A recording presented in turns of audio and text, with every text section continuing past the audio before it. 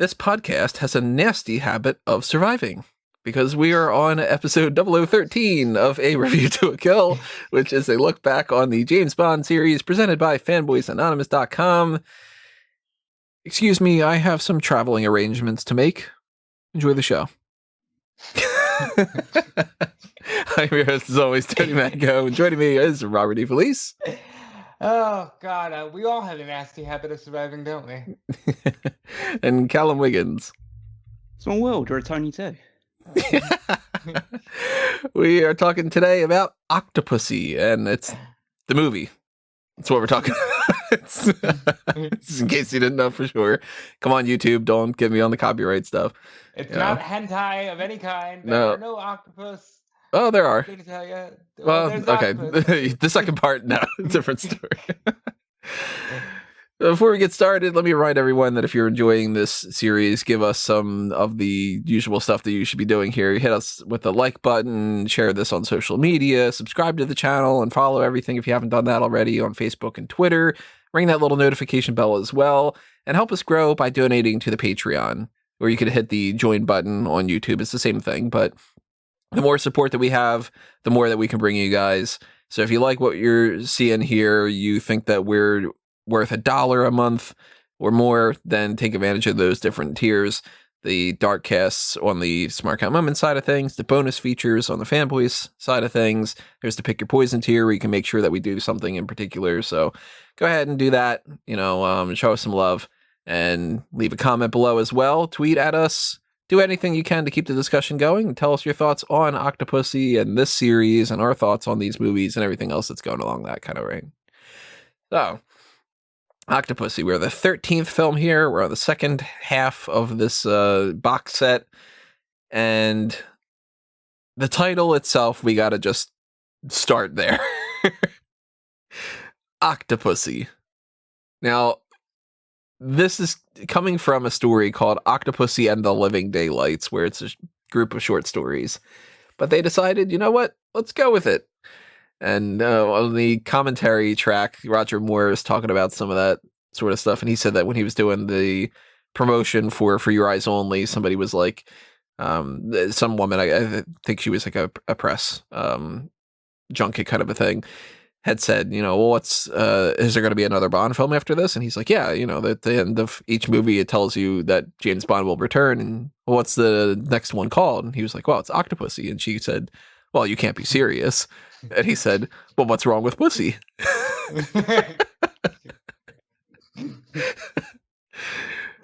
The name is just, you can't take it seriously. No. And some of the other titles are mostly in other languages just octopus. Because they're just like, we're not touching that one. We're just going to call it Octopus. But there's like Operation Octopus in Italy. Some of them get a little bit weirder, though. Like, there's 007 against Octopussy in Brazil. There's Octopussy 007 versus the Deadly Girls. That's the best. But my favorite one's Portugal. 007 Tentacle Operation. That sounds... This is not a hentai. Yeah, that sounds really messed up. That's like a horror show. They got a tentacle operation going on. Where Bond gets his arms replaced with tentacles and then the opening gun barrel is hit with that. So in the little bit of reading that I did about the actual book, Octopussy and the Living Daylights, the short story of Octopussy, it is absolutely nothing like this movie. Yeah.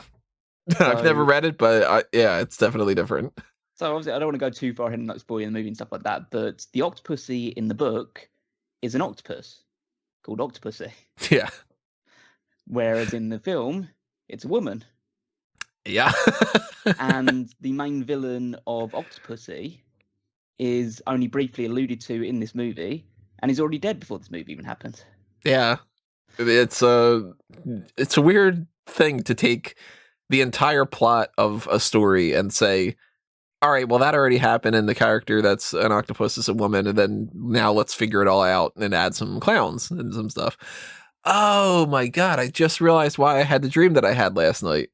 So I had a dream last night that involved clowns, and I was like, I don't know why I would have had that. It's because of this. Okay, that makes a lot more sense. It was this whole thing about Ozark, the TV show, and there were this clown operation and whatever, and yeah, I don't know. So I woke up thinking, why did I dream about that? Now, I haven't watched Ozark for a while, but the clowns, that makes sense. So just this real moment of clarity just popped in my brain right then. But Octopussy is the type of thing that, kind of like how like Quantum of Solace, they take a conversation that Bond has at dinner, and they're like, well, we can build a movie around not that and take the title for the most part, but they do incorporate some elements here and there, so that's good. It just is a little odd, though, 'cause, like, just looking, I know it's only just a short story, so you can't just use all of it because of that reason, but it sounds fairly interesting.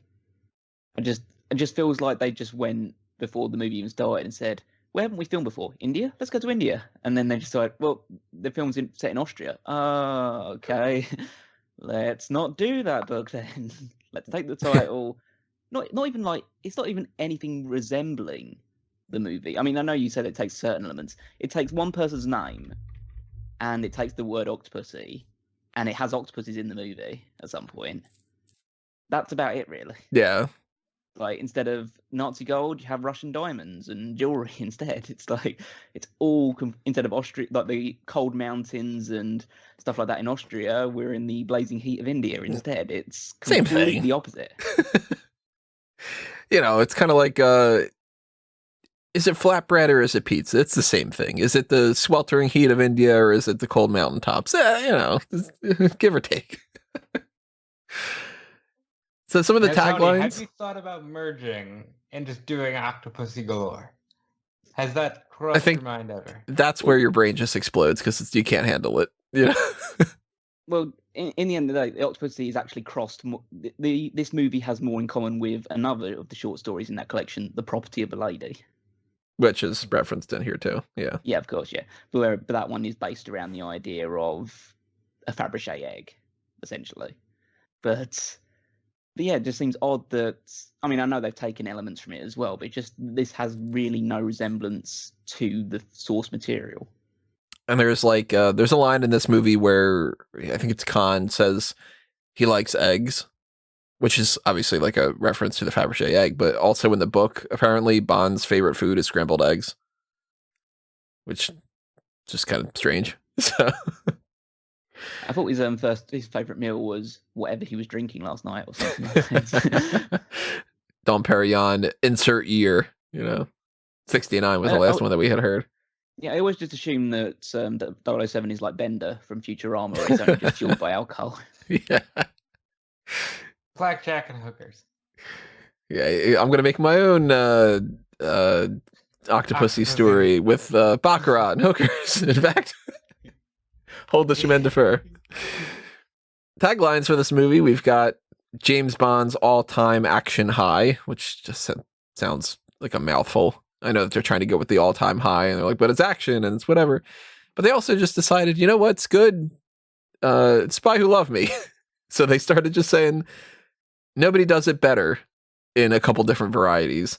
My two favorites being, nobody does it better, ... 13 times. Because it's the 13th film, and that's their idea of how they're going to market this. Nobody does it better 13 times. Kind of strange. But then there's also nobody does him better, which I just think is odd choice to go with here, but this isn't the movie with Wynton Kid. Ooh. Before they started to do this movie, Roger Moore wasn't actually going to be James Bond. They realized that he had gotten too old, and they started to recast, and they pretty much had cast James Brolin, Josh Brolin's dad. So, Papa Thanos. He is so far along in the casting process that there's footage of him on location in a white kind of suit talking to like Vijay and whatever. And then they decided, well, crap, Never Say Never Again's coming out. And they didn't want Connery's Bond to look like the real Bond in comparison to some new guy. So they're like, well, we got to bring Roger Moore back. So that's why Roger Moore has like longer hair in this one, because they're like, maybe if you grow your hair out a little bit longer, you won't look as old. It's kind of. I don't think I've it works. never heard anybody use that logic ever. About longer hair is younger? Yeah. Oh no, I've seen that a million times in movies. That's dumb. That's like one of the go-to ways to try to make it seem like somebody's younger is to give them longer hair. Why do you think my hair goes down to my back? I'm terrified of turning 30. Fair enough. Yeah, it's okay. It's when you get past 30, that's the problem. Once you do that crossover, then it becomes, oh, ow, wow, that hurt when I got up. At what point do we lose the pulse but keep going? I don't think that's going to apply to you guys. I think you're more normal. Well, just get an EKG. What's the obsession of having an American play Bond? I don't think that it's more of an obsession. I think that they really didn't care too much back then. And somebody like Cubby Broccoli, even when it comes to the main Bond girl in this one, Maud Adams returns basically because Cubby Broccoli had seen her recently, and he was like, yeah, I don't like any of the people that were auditioning. Maud Adams is pretty. Let's bring her back. It's been a while. Just because, who fucking cares kind of a thing. So I think that they just kind of liked James Brolin.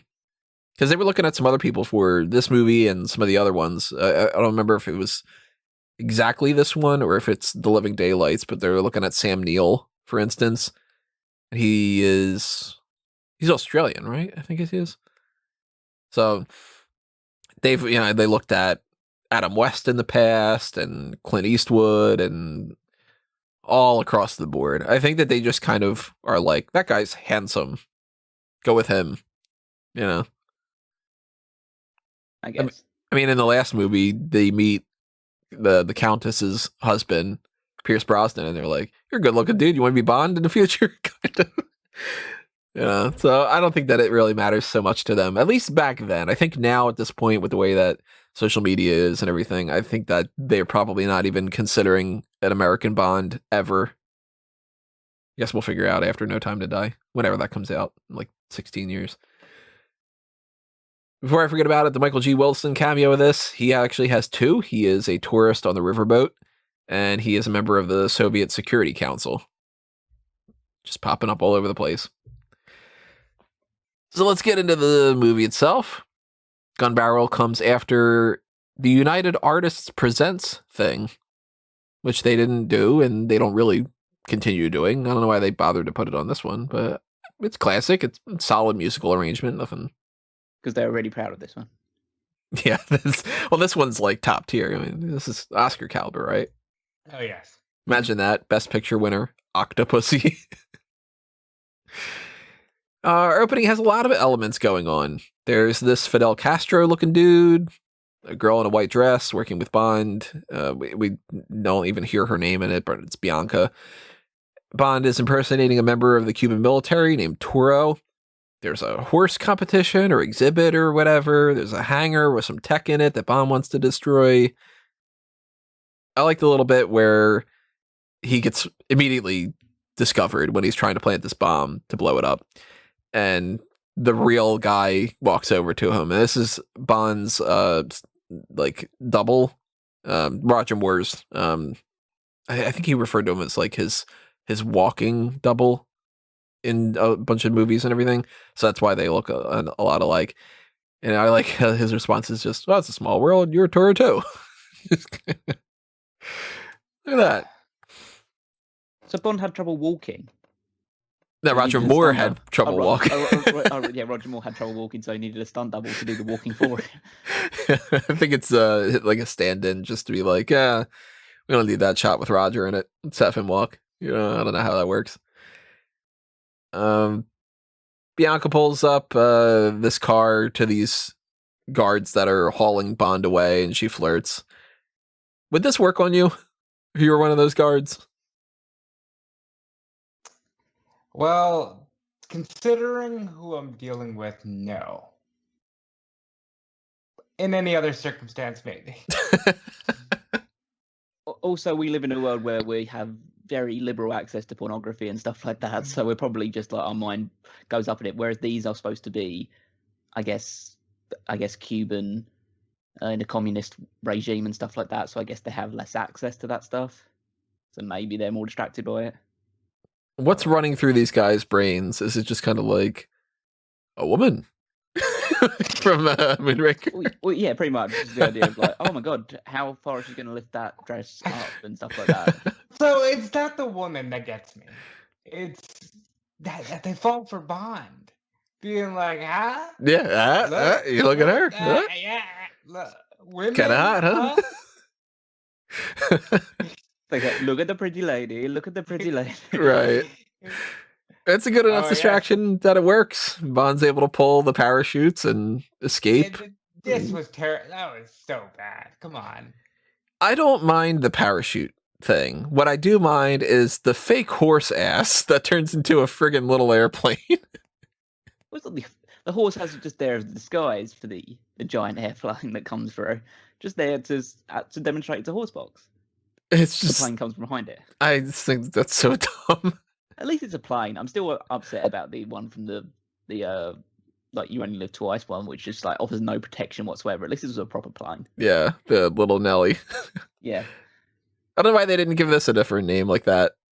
Because they had Little Nelly and then Little or Wet Nelly. They could have called this something else. I don't know. Horse Nelly. This again, this is a recurring theme throughout this movie and pretty much throughout the entire Moore series. The terrible green screen behind whenever there's anything going on, and it's really, really over the top in this movie. There's also a shot in this when he's flying around dodging this missile and whatever, that when he goes into the hangar, you can see the pole that's pulling it along. Because the way that they filmed it is they've got the mini airplane thing. This jet is on this white pole that they're just pulling along at the bottom of like on like a little cart kind of thing. And the shot is quick enough that you might not notice it unless you're looking for it. But if you're looking for it, you could just see this pole going around the whole thing. And it really, in modern days, they would have the CGI that they would just CGI that thing out, but they didn't have that back then. So it looks like somebody's just pulling along something, which looks funny. But I don't mind this intro. I like it quite a bit, actually, because it's an interesting enough concept that Bond is flying a little jet and he takes this missile through a ride back into the thing that he has to get it to blow up. On paper, it's all over the place and it makes no sense and it has nothing to do with the movie in the slightest bit. But you know what? Mission accomplished. It's, it gets people talking. It apparently got a big laugh with the when Bond's out of the fuel and he pulls up to the gas station and says, "Fill it up." They were going to cut that, and the director went to see another movie, and they showed a trailer for Octopussy with that line in there, and apparently people just like erupted in laughter, and he's like, all right, well, I guess I'm keeping that in. I don't think it's all that funny.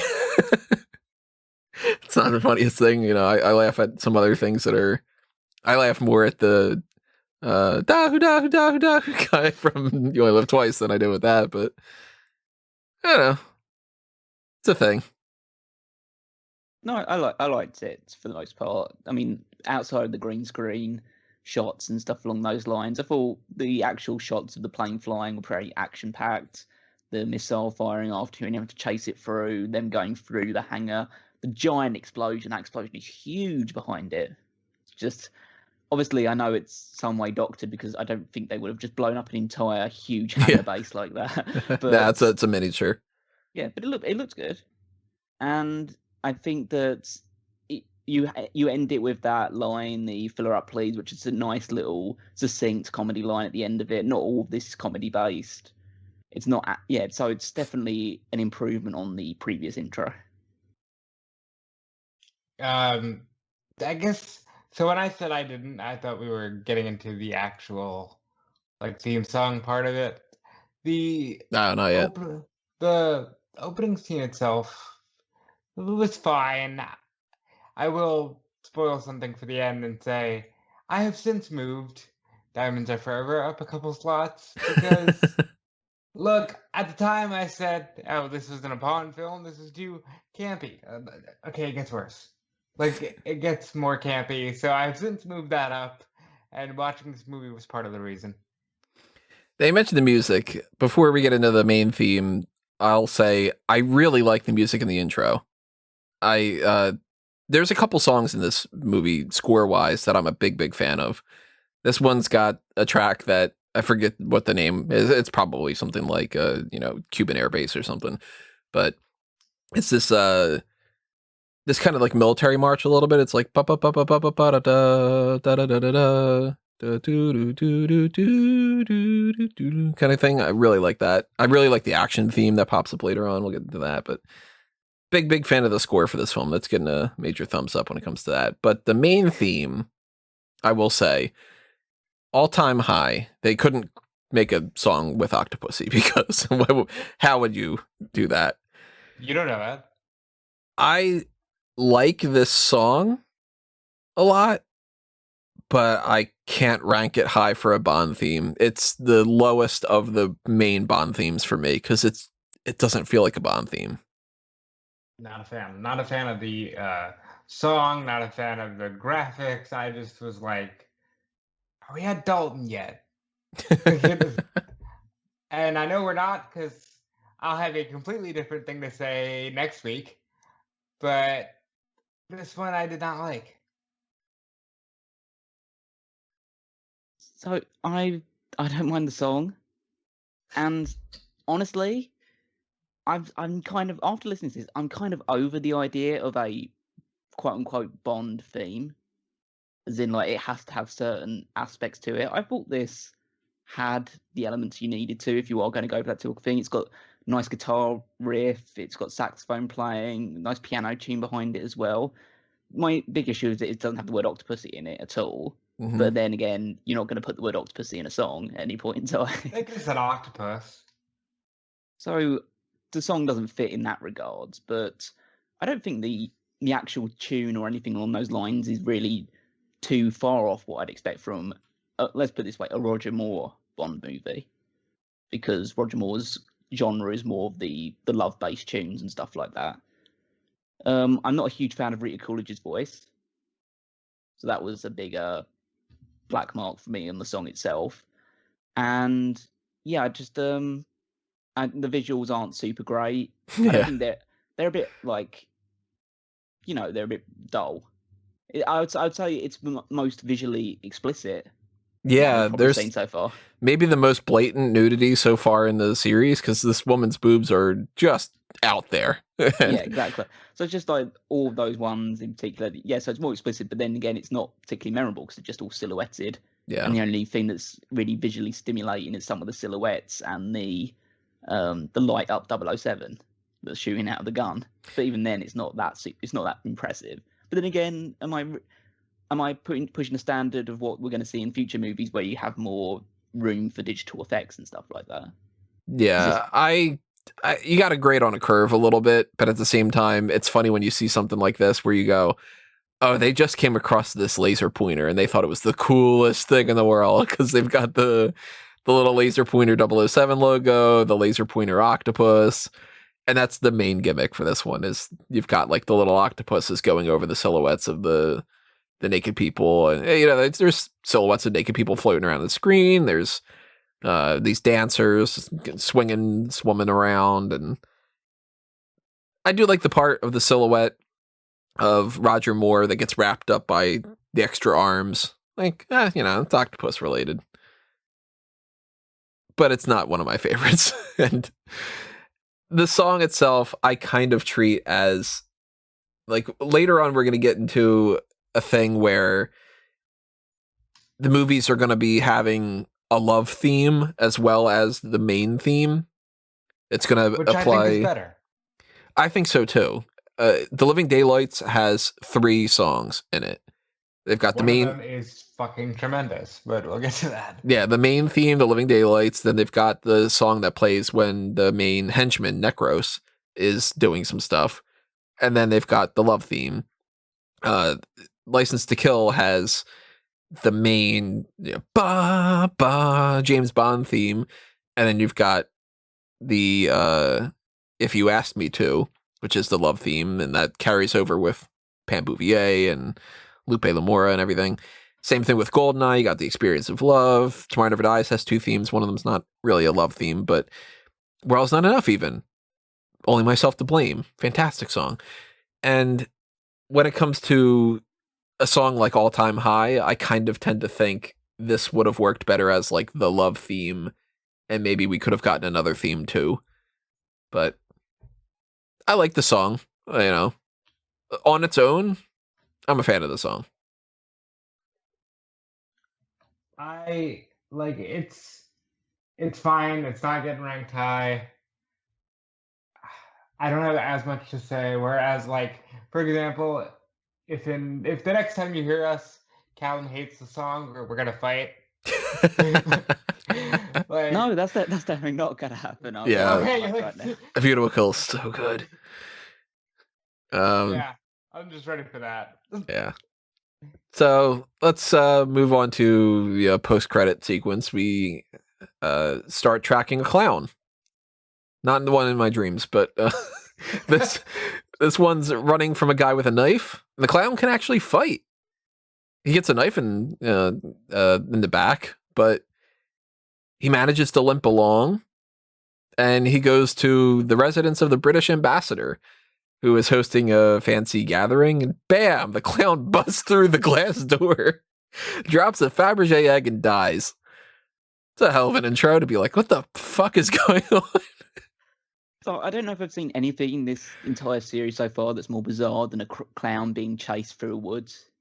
Yeah. Just like him just stalking through it. It's like the reverse of It has gone wrong, and the clown is now being hunted. And yeah, just like with no context of what's going on, it's just absolutely bizarre. Because you assume, because it's in East Germany, what's been taking place seemingly, that this is just a guy trying to escape to West Germany. Yeah. That's the historical context that my mind was filled with. And then he gets taken out by these twin knife throwers. Mishka and Grishka. Yeah, we're supposed to like believe that it's just one. Mm. And then he turns around and then he's right next to another one. I just assumed that one of them had teleported from one place to the other, but it's actually twins. Twins. Yeah, and twins. Yeah. And just gets hit with a knife in the back and goes into the water. I just felt that was a little bit, because again, you have no context for it, and so it just feels anticlimactic. Like, okay, they just killed a guy trying to flee the country, and then it's just sort of this whole thing with the British ambassador, and when he busts through the door, it's great because it's just this horrific. Yeah, it's very much Kool-Aid Man, because these people are not expecting a clown. Period. They're not expecting anybody to bust through the window and the door. And he drops a Fabergé egg and dies. So it's like, that's something that, decades and decades in the future, they're going to be like, I still don't know what the hell went on that night. What happened with this party, I like it. Yeah, this is weird.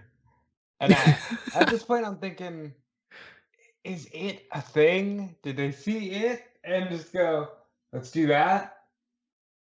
For the record, I have no idea why there's so much circus-related stuff in this movie. I don't like it. Oh, I'm going to go on a rant about circus at some point, I'm sure. But later on, we find out that this is actually 009. So this is the first time we really actually see another 00 agent. Because in the past, we've seen them at gatherings, like in Thunderball, they're all gathering around the table, but no attention's brought to them. And Bond brings up 008 and Goldfinger. He mentions, I'll just get replaced with 008. We know 002 was killed by the man with the golden gun. We know that his name is Bill Fairbanks, but we never saw him. Now we finally get to see a 00 other than 007 in action. I like 009. We have no idea what his name is or what he looks like without clown makeup or whatever, but I'm like, 009's kind of badass. He stole the Fabergé egg. He took a knife in the arm and then another knife in the back, and he ended up being able to figure out a way to pass the Fabergé egg along. Good job. I know what his name is. Was it What? Bozo? I know what his name is. The drink? No, it'd be a bozo. Yeah. Or Krusty. Yeah. Fair enough.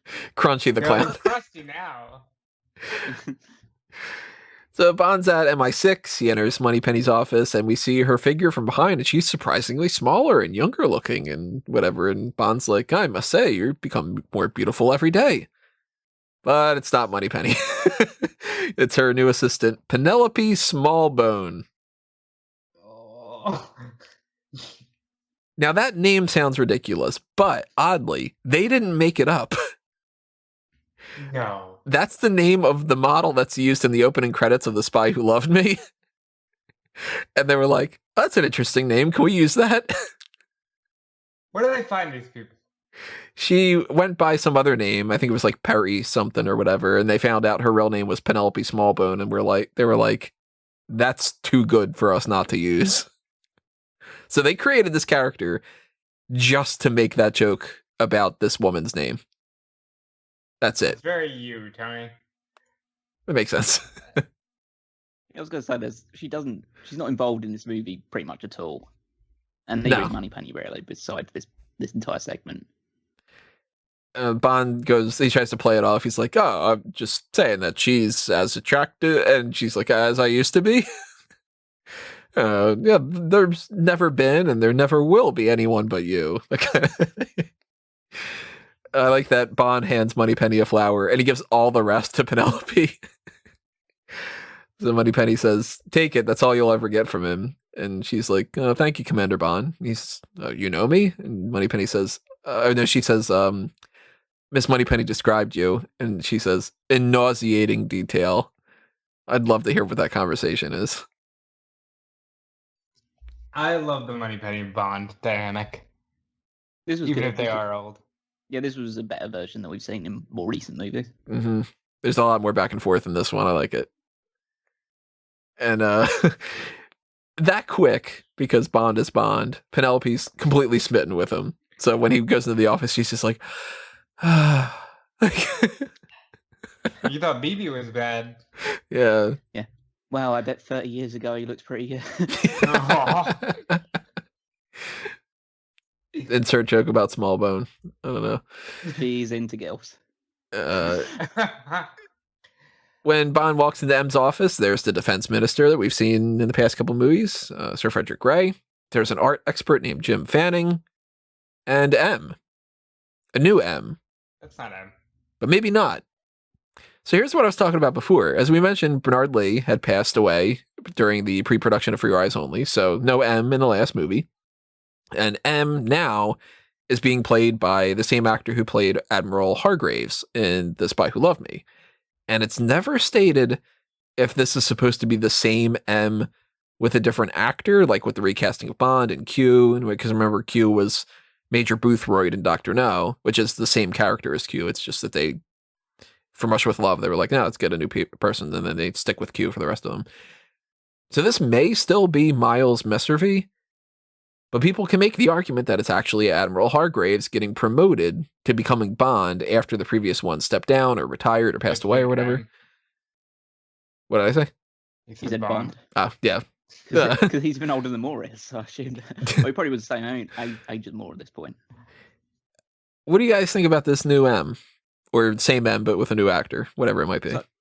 So yeah. He's never explicitly referred to as M in the movie, I believe. Bond just calls him Sir. Maybe.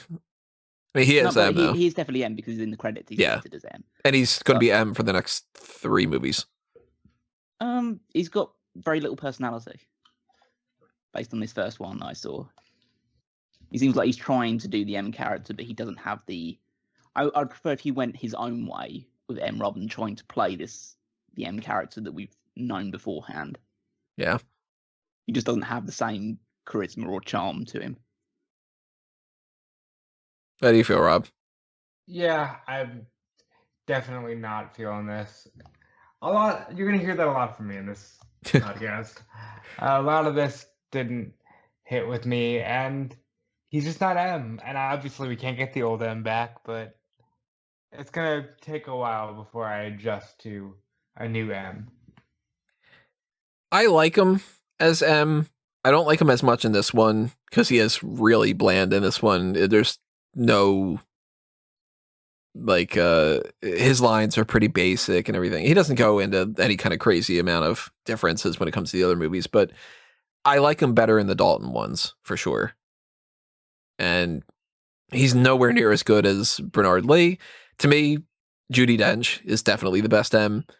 And this is my fourth favorite M or my third. It's going to all kind of depend on this next movie that comes out. But I do like him.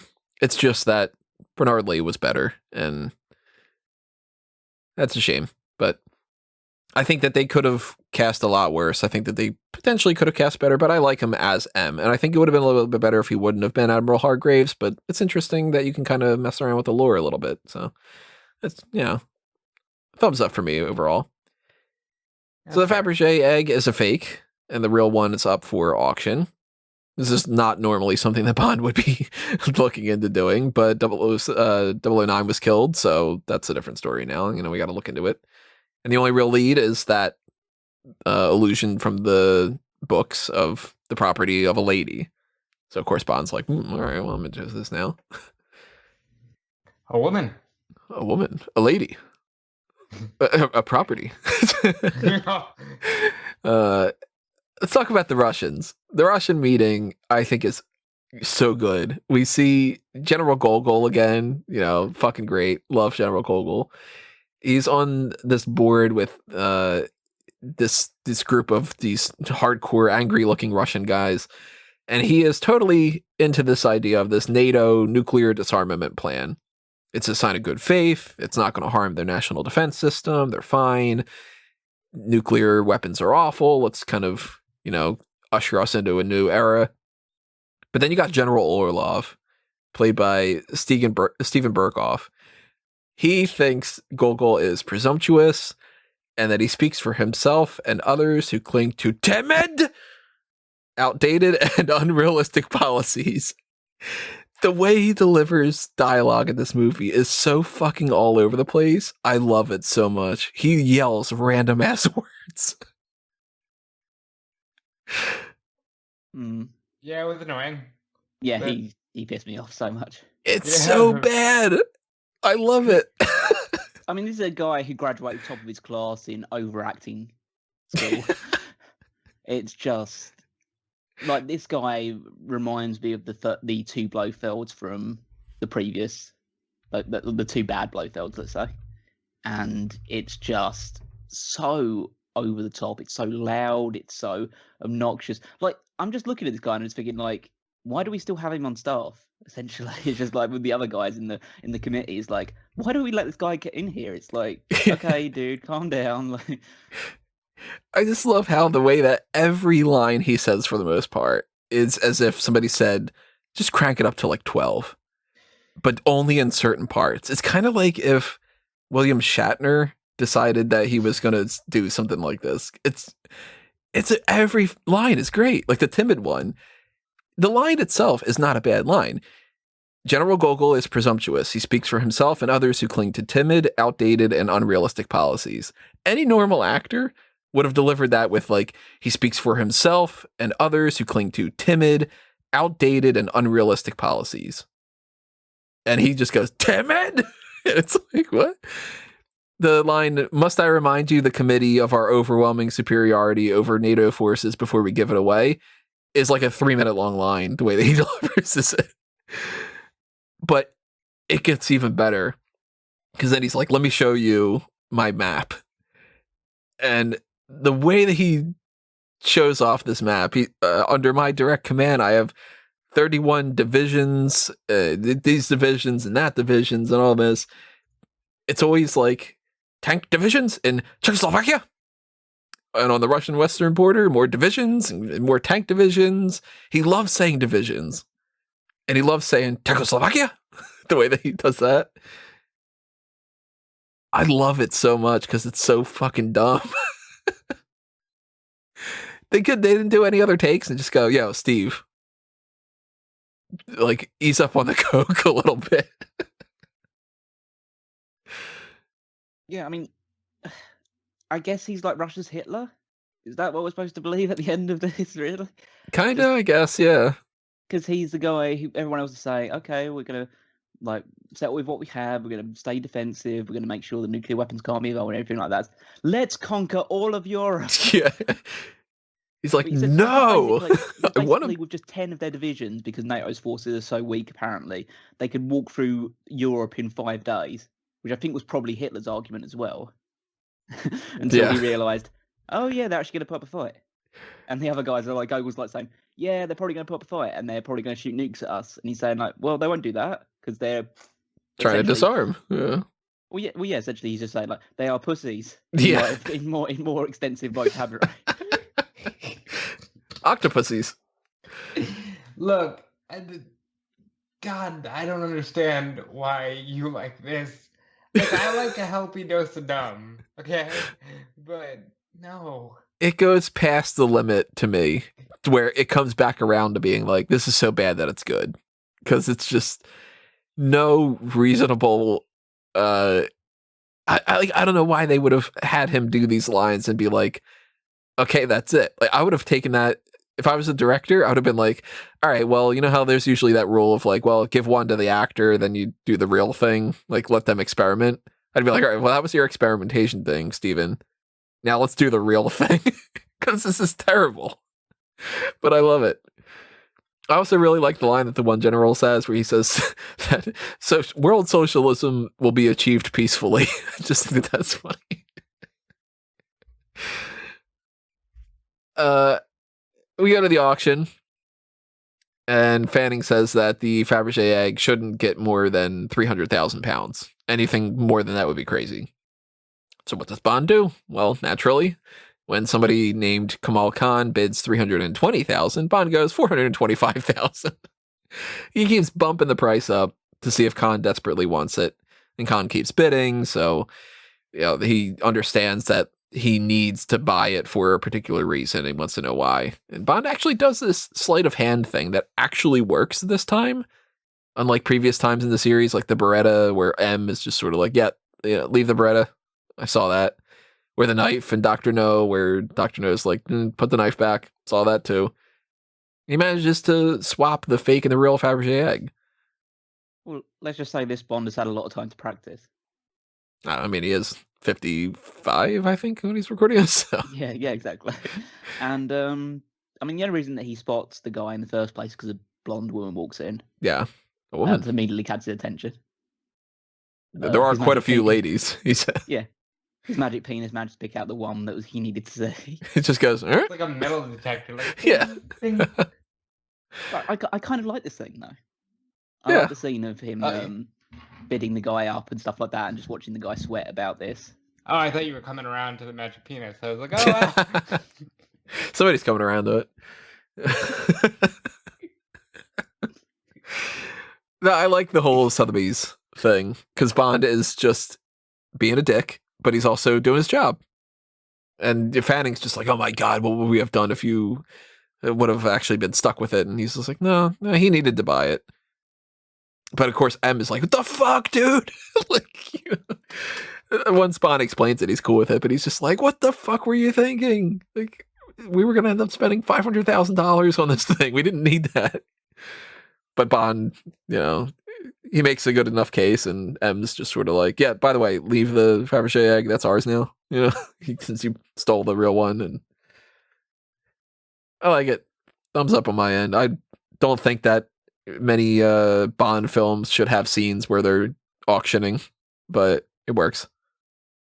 Not as good as Chemin de Fer, but yeah. Well, we get some other stuff a little bit later on. No Chemin de Fer, but we get some more dick measuring contest type of stuff. So let's head off to India. Bond overhears a snake charmer playing the James Bond theme. Do you think he just naturally, like a dog, like his ears perk up when he hears that? Well, just like, so is Bond just like, is an orchestra following him when he does this thing, so he knows what that thing is? I just assumed he was just playing that music in his head while the stuff was going on. Like this is like just in the car, whatever, just going da da da da da. Which sitting in a really boring meeting in HQ, and that's just like him just playing it in his head. It's like, yeah, because you remember how like the track used to be used for when he was just going through the hotel room. Mm. Imagine Bond sitting there and like he's just checking, oh, well, is there anything behind this painting? And in his mind, he's like, ba-da, ba-da, da-da, like horns so blaring at the cool. top of his lungs. It's like a kid in like who thinks that he's in a spy movie or something like that, who's just going around the room going da da da da da da. Yeah. Da. Like we don't see scenes of Bond like waiting in line to get his ticket for like an airline or something, but he's sitting there just sort of humming to himself. You see, more and more, I got the theory that like he's just a nerd. He's just like he's a loser. It's like, yeah, I'm cool. I have a deep son. I sleep with women. So I don't know why this is supposed to be like the Contact is doing this song and you're not supposed to think of it. Let's be honest. It's just supposed to be like Bond theme. And his contact in the area is Vijay. The actor playing Vijay is not an actor, and his name is Vijay. He's the tennis. No expense on these films. Right. We've had some instances in the past where like Kareem Dafour in the last movie or in Moonraker was supposed to be like, I don't know, like Ashley Simpson or something, and they ended up just going with this French actress, and then her name was Korean, so they're like, oh, you could be Korean too. And this is Vijay. He's a tennis star at the time, and they were like, well, Vijay. People know Vijay. Let's just call him Vijay, and that's it. And that's why they have the line in there where he says that he got a part-time gig as a pro at Kamal's club, and Bond says, well, did you learn anything? And he goes, no, my backhand's improved. So he was a tennis player that appeared at a Wimbledon tournament, and that's where he met Roger Moore. And so that's clearly how he kind of led him towards getting the part. And I assume he's like one of those things of the, I guess what you would call the issue that we talked about in the Bond in the first movie, where he's getting his name mixed up constantly, like saying his own name rather than James Bond name. And so they just thought, I just call him Vijay because he's not actually an actor, so he might not respond to if we gave him a fake name. Well, the character wasn't even going to exist. The other guy it was only supposed to be one contact, because there's the other dude that drives the little cart. That was going to be the thing. And then they were just sort of like, oh, Vijay seems cool. Let's make him a thing. So that's why the other dude's like section chief or something, and he doesn't do a damn thing. I like Vijay, though. Yeah. He does a few things in the next sequence, also. And instead of the chemin de fer, or the Korean de four, we get backgammon. Not as good. Not as good. That is this film. Not as good. Khan's using some loaded dice to scam this dude who's a complete fucking idiot. This dolt does not understand. How can I keep losing every time? Because he's fucking cheating, dude. That's why. If every time you get to the point where he needs to get double sixes, he gets double sixes every time. How much of a fucking idiot can you be, But Bond takes over that dude's spot. He wagers the Fabergé egg for his hand, and he brings up this rule that doesn't exist called player's privilege. It's not a thing. I've never played backgammon before, but I looked it up. It's not a thing. But it works in this context of the movie because he uses the quote-unquote lucky dice that Kamal has.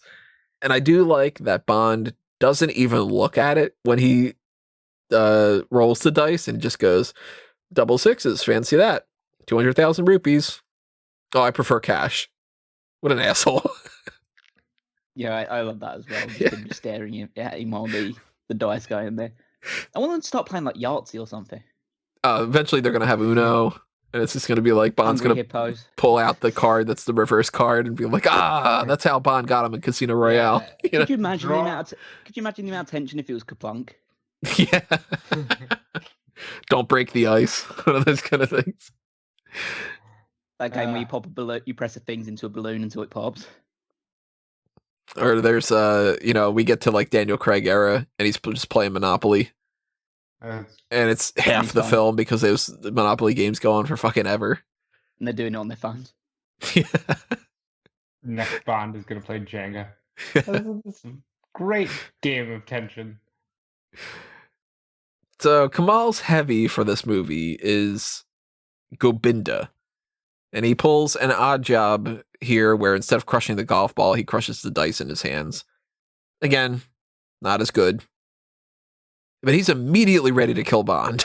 He's got this blunderbuss gun, and it's just like, spend the money quickly because you're going to be dead in like a minute and a half when you leave this club. Again, you're planning on just shooting the dude outside of the club? Haven't you learned anything from the way that people acted in You Only Live Twice where they were going to kill him outside of the office building? Probably not the place to do it. Tony. Live and let die. Okay, I need to ask something, because it's something that I haven't actually thought about until I'm just thinking about it now. So they leave the club and they're going on a drive afterwards.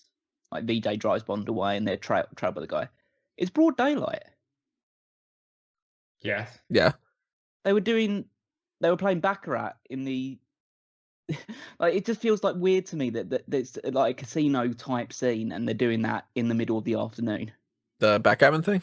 Yeah. Just seems odd to me Time has no meaning. Meaning has no time. It's just like every single casino scene we've ever seen Bond in really has been in the evening. Yeah. It just seems odd that he comes out and it's immediately broad daylight. That's India. I guess I don't know. No, he's one of those chronic gamblers, really, that just, it's the middle of the day, I'm gonna go play slots. Yeah. Get that brunch special at the buffet kind of thing. I like that Vijay says this is a company car because, Universal Exports, so we know what that means. And they do this thing. I'm not big on the car chase. It's okay. But it's just a series of wacky things. They jump over a camel. There's a sword swallower, a fire breather, all the stereotypes. A guy walking on a bed of coals. There's another dude with a bed of nails. Bond throws a goon on the guy and he says, "Get off my bed." I don't like it. No, it's a bit too hokey, this one. Like the guy, like Vijay swinging his tennis racket at the guys while driving next to him and stuff like that. Bond getting stabbed in the chest, but he's been protected by the amount of money that he's got thrown. So I'm going to spoil something here, because a lot of this is going to depend on you guys. Because sometimes we have conversations and it changes my opinion. I'll go higher or lower. This might be the one that pushes up Dr. No. I really wasn't a fan here. For the most part, I enjoy this movie. It's just when you start actually like saying whether or not it's good, then it's a different story. But I can watch this a lot easier than like a Dr. No. I had like a negative perception going into it because I'd seen it before, but I'd seen it when I was considerably younger. So I didn't really understand too much the nuance of it and stuff like that. And so maybe it's just the perspective of the fact of going into it expecting it to be terrible and then it actually being above my expectations has helped me with that regard. I still don't think it's great, but I wouldn't put it below some of the worst movies in my own list. Yeah, it's around the mid-range for me. We'll get to that when we get to our rankings later. Each their own. There is a lot to dislike about this movie. Yeah, there is. There certainly is. And this chase is one of those things. And that ends with a whole sequence where they go through this secret door that covers itself back up. And it goes into a Q branch scene. You know the rhythm of this at this point of the series. Time for some more wacky gadgets. You have this rope that rises out of its coil but bends over. So Bond asks Q if he has problems keeping it up. Which I think that's kind of funny. Smithers is back. Smithers is back with this trap door that rams spikes onto a dummy. I don't know why you would have a door that has spikes like that. That would be the trap because everybody would be like, look at this door with all these spikes. If the spikes would have popped out, maybe a different story, but... I just wonder where it's used. Because someone has to like install that door in a place somewhere. Where nobody would want to actually open it accidentally. Yeah, exactly. Yeah. And it only seems to swing one way. Surely you should have spikes on both sides just to be safe.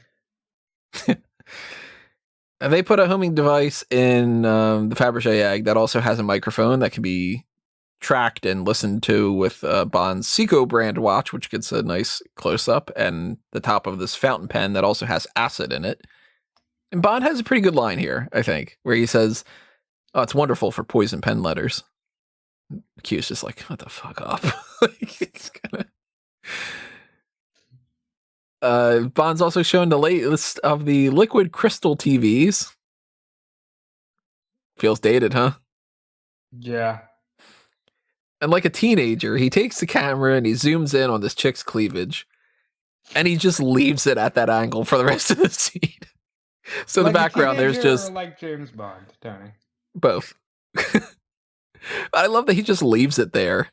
And the woman doesn't care. She's just like, yeah, just put my boobs on screen.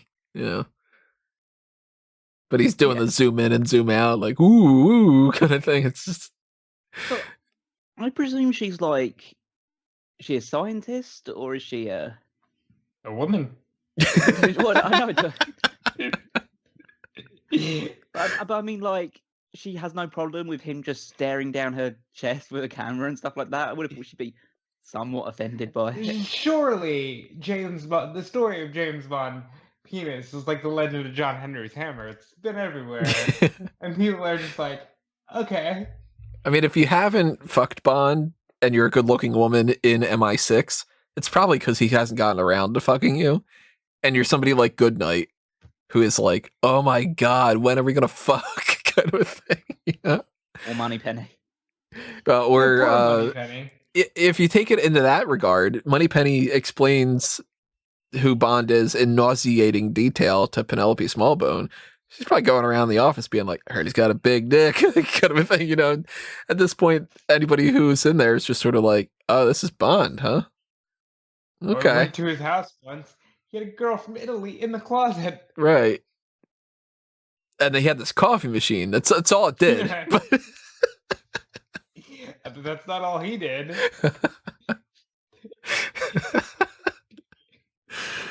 I love the Q scenes. They're silly and they're stupid, but Q is great, and I love their interactions. Bond meets up with the girl that he saw at Sotheby's and at the hotel. Her name is Magda, and she's in the movie for, I think, more scenes than Octopussy, actually. I wouldn't be surprised, yeah. And they fuck, because, it's a Bond film, and she's attractive, so why not? She probably heard the stories from Moneypenny, too. After she takes his photo. Yeah, it's kind of weird. Woman to take his photo. Does she need it for a scrapbook? I like that when they're having this little dinner that he's like, oh, send it to this room along with the bill for the champagne, I'm assuming. Just sort of like, guess I'm paying for that too. Oh, you're taking the picture because I'm probably going to get killed, right? That kind of thing. But when they're in bed, Bond notices this tattoo of an octopus and asks what that is. And she says, that's my little Octopussy. Yeah, she said the name of the movie. But it's on her back. Yeah. It's her little Octopussy. Sure. Yeah, but I think there's like a place you could put that. I mean, I don't know how sensitive that area is for tattoos and stuff like that, but no. There's nothing crass here. That's just what she calls it. It's her little Octopussy. Like some people call dogs puppies. That's a little Octopussy. That's all it is. Okay, so I have two things about this entire scene. First, in the entire scene and that entire sequence. First of all, Magda. She, you know how I said how Orlov graduated from the school of overacting? Magda's graduated from the school of eyebrow acting. Her eyes are going all over the place. It's just like just raising it, moving up and down, one eyebrow up, one eyebrow down. It's like she has a lot of expression in her face. Let's put it that way. And then the second thing was when they go to start making out again before the camera cuts away. It looks like it's two people who have gone to completely different generations of kissing acting. I'm glad you brought it up.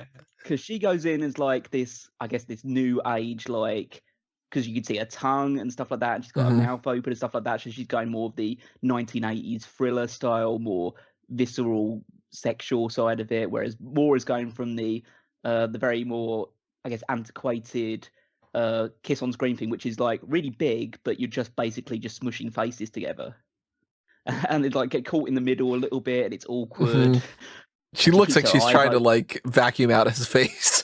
Yeah, and she keeps her eyes open, and that's weird as well. It's like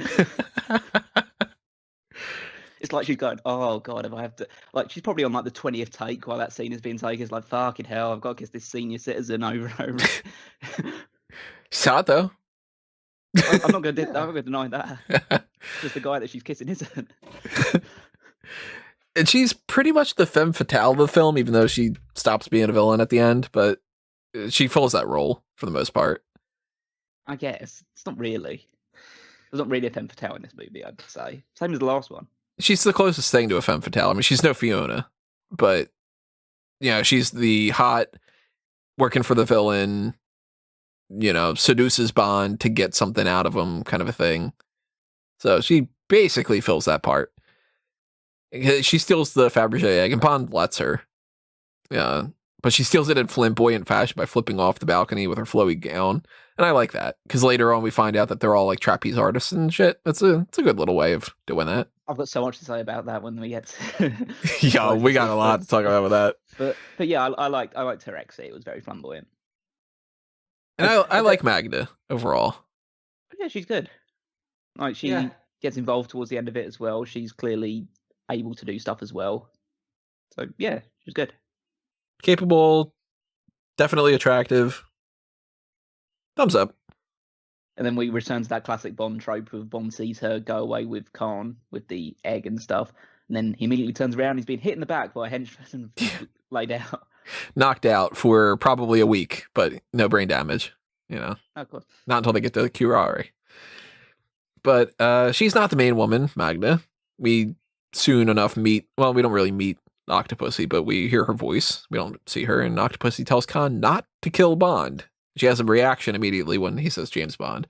So we know that there's like some reason why, but we don't know yet. And this octopus that we see that she's feeding, which pops up later on in the movie, and they do the whole bit with it. The director, John Glen, on the commentary, he says that a friend of his son, was like, can we go see the new James Bond film? So he takes his son. And when the octopus breaks out of the tank later on, the kid covered his eyes. And then when they left the movie theater, he said, can we go see it again? Because I want to see the octopus. So he took him back another time, and the kid did it again. Yeah. And then on the third time, he held the kid's hands down and was like, we're not seeing this for a fourth time, kind of a thing. Just kind of like, I'm sick and tired of taking you to the movies. I'm not going to spend any more money on Octopussy. And what a bad movie to see a couple times over. Like... Now, I don't know how many times I've seen Octopussy over the years. I mean, I watched it 3 times this week, just because each time I watch it with the commentaries too. I know I watched it a couple months ago, and I know I've seen it a couple times before that. I've probably seen the movie about 10 times. And yeah, you don't need to watch it 3 times in movie theater. Of course, at the time though, people are just like, he said fill it up. Oh my god, this is the most amazing thing in the world. That's capital. Yeah. Bond is summoned for dinner with Kamal. Some souffle that apparently can't wait, but they only eat like 2 spoonfuls of, and then they move on. What a waste. Yeah, I mean, continuity. I mean, we complained about stuff in the movies about it being too long in places, and then you just like say, okay, just eat quickly, move on. Well, then they move. Head. Yeah, they move on to the sheep's head. Who goes from a souffle to a sheep's head? Yeah, I've never had sheep's head before. I never will, but that seems so weird to go from something that's like this light and airy souffle that you eat 2 spoonfuls of, and then you go sheep's head's the next course. That's like at that signal of him eating the eye of the sheep. Yeah, that immediately bumped him up many places on the main villain Bond list. I would try it. I am into a lot of like, you give me a snake, I'll try it. You give me I've eaten wild boar, I've eaten crocodile, or alligator, not crocodile, same thing. No wonder he's disappeared from the group. You ate him. But an eyeball, I'm not planning on ever eating an eyeball. I would try it. This was made out of marzipan, is how they did it. Well, yeah. Well, she was like, because like I just saw him eating it. I thought, yeah, eyeballs probably don't get eaten that way. It's like you don't just take a small bite of it and it just like, I assume you bite into it and it pretty much bursts. It's gotta. Yeah, I mean, I don't remember. I know, Bear Grylls? Yeah. At one point, I had seen a thing where he had found a sheep that had died, and he took out the eyeballs and he cooked it in a little geyser, and he ate that. Ugh. Well, he is. I'd say like he is clearly like an excellent survivalist, and he does all of this other stuff. I just feel like someone didn't love him enough as a child. Yeah, if he's just like, now I gotta drink my piss, kind of thing. Like, Bear, come inside. Come on. Yeah. Bear, you're out front. We've got running water here. Yeah. We don't need. He's just hanging out in his backyard, being like, I don't know what to do. I guess I gotta go pee on a rag and put it on my head. We've got flannel. We got some ice. Calm down. It's not that hot outside. Yeah. We live in Britain, for Christ's sake. The temperature doesn't go over like 20 degrees. Come on. Well, if I decide to have sheep's head at my wedding, then you guys are gonna have to eat an eyeball. That's what we'll do. Bond's able to escape, though. He uses the acid from the pen to break the bars to his room, and he walks along the side of the building. And we get another pigeon jump scare because John Glenn fucking loves doing that in his movies. Just like, wouldn't it be funny if that pigeon pops up again? It'd be great if there's like some hidden continuity where it's the same pigeon from For Your Eyes Only. And I'm pretty sure that there's a pigeon jump scare in A View to a Kill too, which is like, there's that same dude that has the reaction shot from Spy Who Loved Me and Moonraker and For Your Eyes Only with the line. What if it's like the same pigeon and it's just popping up and just kind of like, fuck you, Bond. Well, I assume it wasn't the pigeon from a couple of films ago, because that one's probably still stuck to the beam. Right. It's the one that they glued in Moonraker. The pigeon's a double O agent. Double O Pigeon. This is a crossover with Spies in Disguise. That animated film with Will Smith. No, instead of 007, he's got to see at the start of it, so it's Q7. Agent Double O Pigeon is something that we should definitely track in the future. So we also see that Orlov is talking to Khan and Gobinda, and Magda doesn't care that Bond snuck out. You know, she just lets him do this, whatever. But she unknowingly fucks things up because she has her hairdryer mess up the radio signal, which, you know, back in the day that used to be a thing, I'm sure. Lady drivers. That's essentially what I was thinking. I kind of like the fact that when Bond's making his escape, he has to stop for a few seconds to watch Magda undress. Yeah. He fucked her yesterday. Yeah, but that was yesterday, Callum. That's you know how he says he's had dinner, but this is his dessert in Spy Who Loved Me. He didn't eat his stuffed sheep head, so He needs dessert. the gist of the plot basically is that Khan is going to supply a bomb to Orlov in exchange for the real jewelry that they are swapping with forgeries, although Orlov breaks the real Fabergé egg. And Khan's just like, ugh, fuck. But he notices that there is a bug inside, so he knows that something's up. Not my favorite plot in the world. Yeah. Yeah. So, Yeah. It's not, I mean, it could be more bizarre, but yeah. there's more to come, I guess, in terms of the reveal. I do say I like it better than For Your Eyes Only in some ways. Like, it's silly, but it's not. And it's, we'll get around to that. Before we get talking about it's silly, but it's not. Let's talk about elephants. And, Yep. I'm not a fan of this. Bond gets away by pretending to be a corpse, and he scares the guards and the whole whoa kind of thing, you know. Yeah, that bit got me a little bit heated, because that felt like it was just way too. Oh, it's I'm a spooky ghost. Yeah. I don't like that. No, I also need to talk about this again because it's just weird. It was dark when Bond escaped. Mm-hmm. And yeah, it's broad daylight again. It's just, it's not even like it's just the morning or whatever. It's really, really just like daylight out there. It's like the afternoon. Yeah, at most, he would have been going into the bedroom at like midnight, but I highly doubt it because they were eating dinner. And this isn't even like dawn. This is full blown. It's got to be at least like 10 in the morning. So maybe it took him hours to take those bars off. I don't know. Maybe you just realized, oh my god, my pen has acid in it. I could just escape or whatever. Yeah. Or maybe, yeah. But even so, it's just the clock's going way too quickly in this one. And they start hunting Bond like he's the most dangerous game. And there's this dumb stuff where he like runs into a giant spider web, and there's a tiger that he goes sitta to. Yeah. Which is apparently a reference to Barbara Woodhouse, this dog trainer at the time that used to say sit like that. And they thought that was funny, that he would be saying that to a tiger. Well, they must have thought that would never age. Yeah. where you have to look up and go, why the fuck does he say that? Barbara Woodhouse. Who's Barbara Woodhouse? And then you look up footage Sounds and like a Bond girl.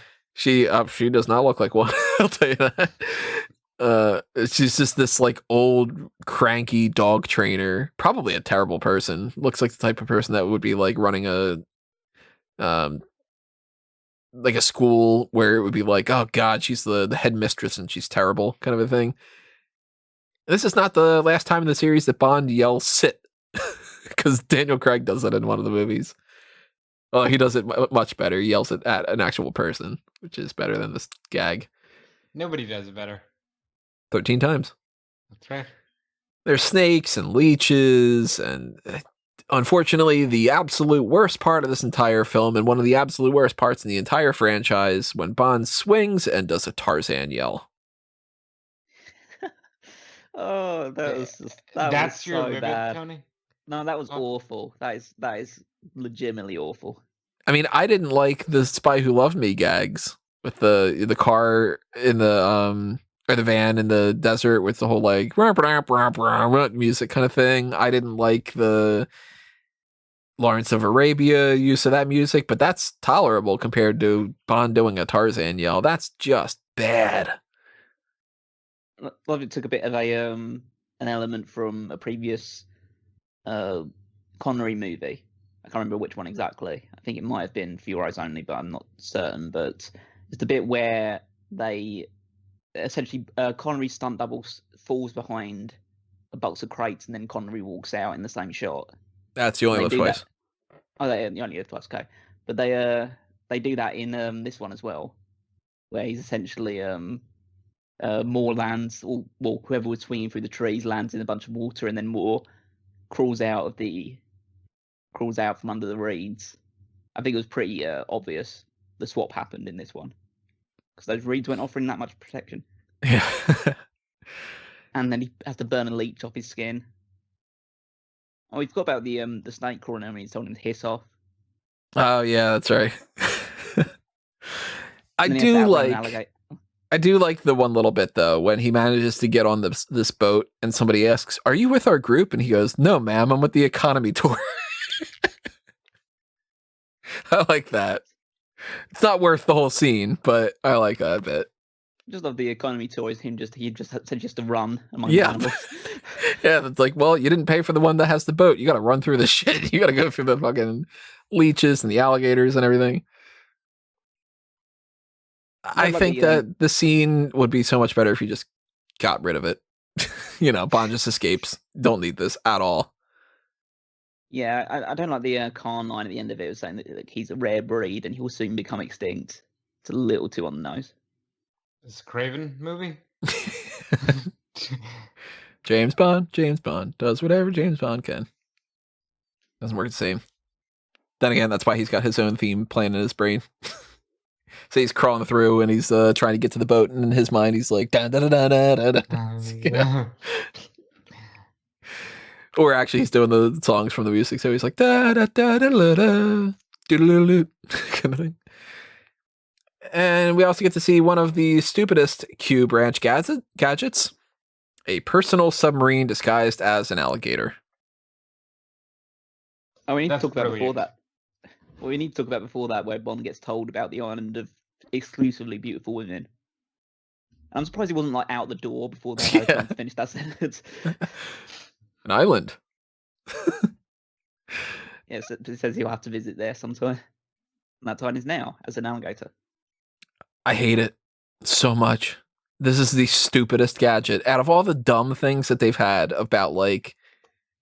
I mean, they had it in Goldfinger. We had the fake duck or whatever it was on top of his head, but I'll buy that more than this thing. No, well, at least this is practical. It's it, but the other thing was just him having a duck on his head. It's like I feel like this one, yes, it is bizarre and it is too over the top, but as an actual piece, a gadget, it's more useful than a duck on your head. Well, what if somebody says duck? That's useful. Yes. No, this is it may go down as my least favorite gadget. I don't remember for sure if there's any other ones coming up in the future that I dislike more. Yeah, it's silly, but I think that's what these movies are now. Yeah, thank God they switch it around a little bit because, like, you're right. You keep saying that you're waiting for the Dalton ones. Once we get to Dalton, they're much more serious. Every single one after that, He demanded that, and I appreciate Yeah. him for it. So Bond sneaks onto Octopussy's floating palace filled with beautiful women, Giggity. and Octopussy is finally shown. It's Maud Adams, who was Andrea Anders in The Man with the Golden Gun. She's now 37 years old instead of 29, I think is what she was in the other one. Yeah. And much like how Dr. Octopus and Spider-Man, the second Spider-Man thing for this, is Otto Octavius. We don't get to know what her name is in this movie, but she has a canon name, which is Octavia Charlotte Smythe. Because of course she's Octavia. Yeah. Yeah. And she's the daughter of Major Dexter Smythe, who Bond exposed as a traitor. And she, instead of wanting to kill him, she's thankful because Bond gave him enough chance to kill himself instead of getting court-martialed. Yeah, so he could have an honorable death. I think it's honestly a very, very interesting story. Yeah, I guess so. Like, I think it's well, yeah, that's what I was saying earlier. Like, I kind of would be more interested in actually seeing that story, the actual Octopussy played out, rather than this one. Mm-hmm. But yeah, it would have been nice to see a bit more exposure of that. Exposure to Octopussy. I like that angle of the main Bond girl is somebody whose parent was like that kind of a relationship where, like, of course you're going to think like, hey, you were the guy that caught my father and he ended up killing himself. That's going to be a problem. And instead for her to be like, no, I'm actually like thankful and I wanted to thank you and I don't want this guy to kill you and all that. And I'm like, yeah, that's pretty interesting. Okay. So we go back to the casting side of it now. Because from what I read about it previously on like Wikipedia and stuff like that, they were trying to cast South Asian actresses, Right, to start with, and they settled on a Swedish woman as one does. who doesn't look Indian at all in the slightest. Not. So again, okay, this is a movie that couldn't exist in the Twitter era. No. I mean, they don't say that she is that kind of background to try to play it off. Like, it's weird when Scarlett Johansson is the only like a white woman inside of Japan for Ghost in the Shell kind of a thing. Right. But redoing the character to fit that. I mean, look, I like Maud Adams and I think that she's great, but I think that it would have been better if they would have had somebody else play the part. Yeah, probably.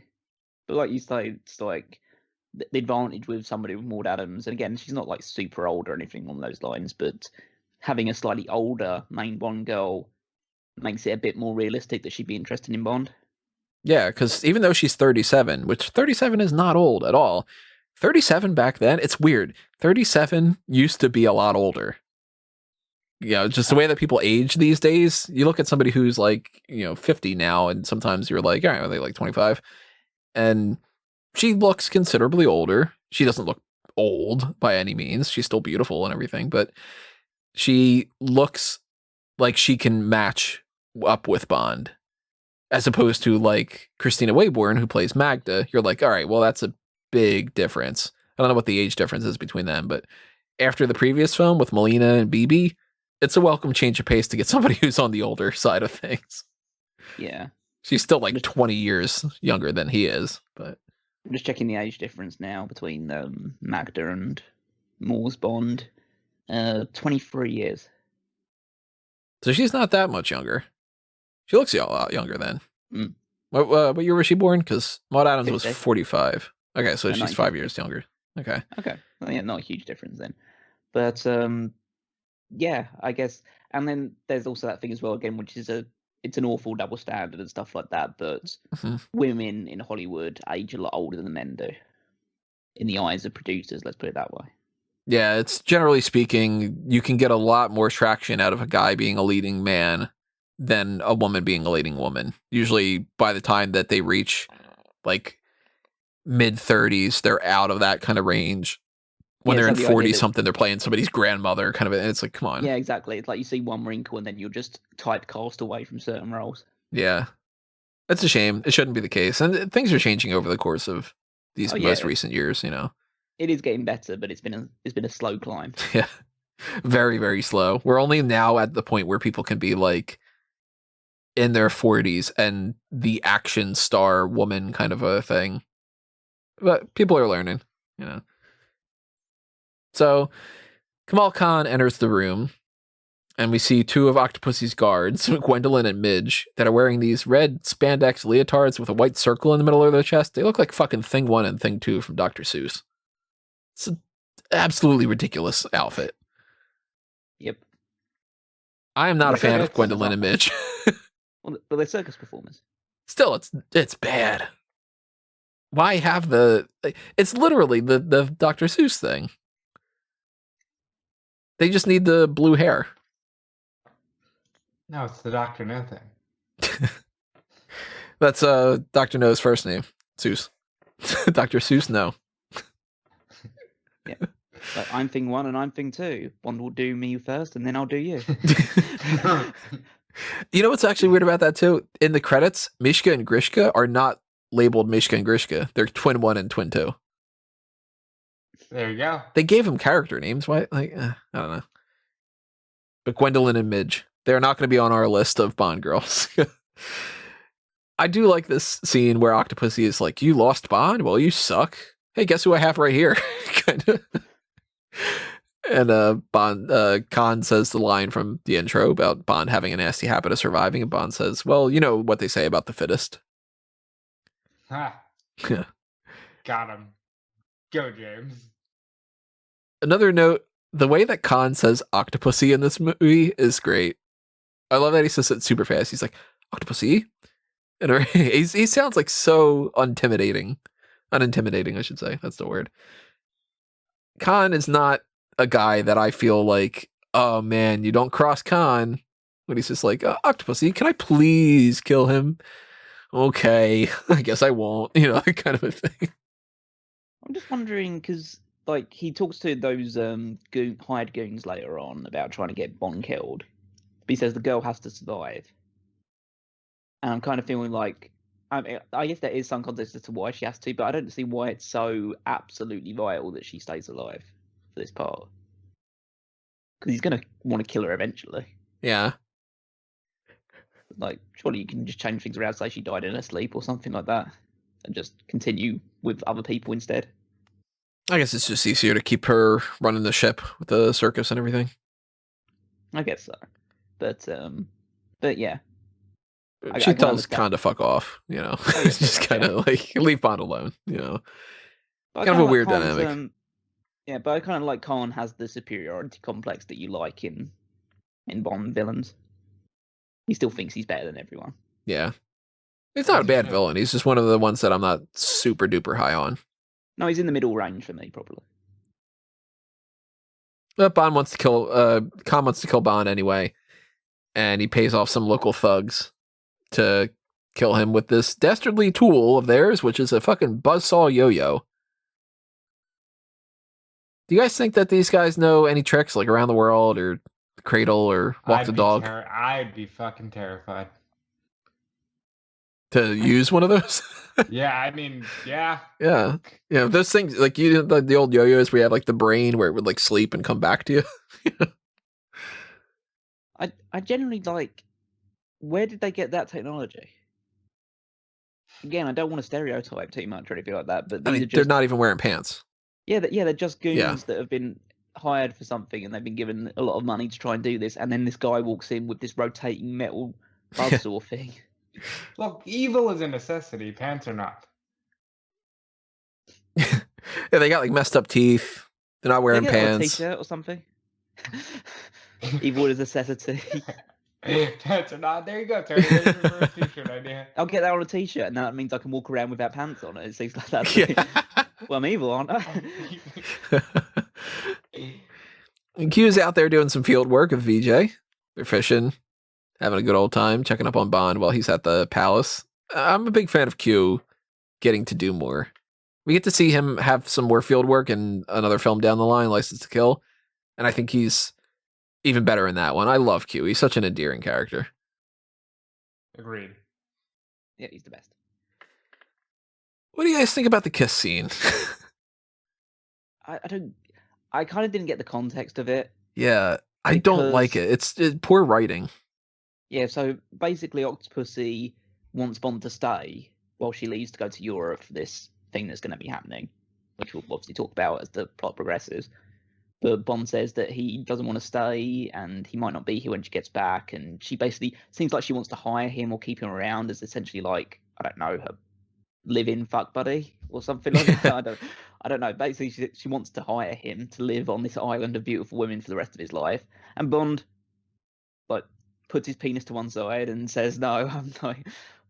I work for. You can't buy me out. I'm not a gun for hire." And she gets really angry about this, like basically saying, like, he feels like he's looking down on her for what she does, and he's like so chivalrous and wants to do things for Queen and country and whatever. And so she storms out. And Bond just decides, okay, now penis engaged. Walks in. And yeah, just starts making out of her. And she resists initially, and then she falls for the charm of the penis. Yeah, because he followed. It's weird. The way that they film this is strange because he follows her into the bedroom and forces her into a kiss because she says no, mind you. And then says, he's just like, yeah, you're right. We are two of a kind. And she immediately melts. But there's this weird atmosphere about it.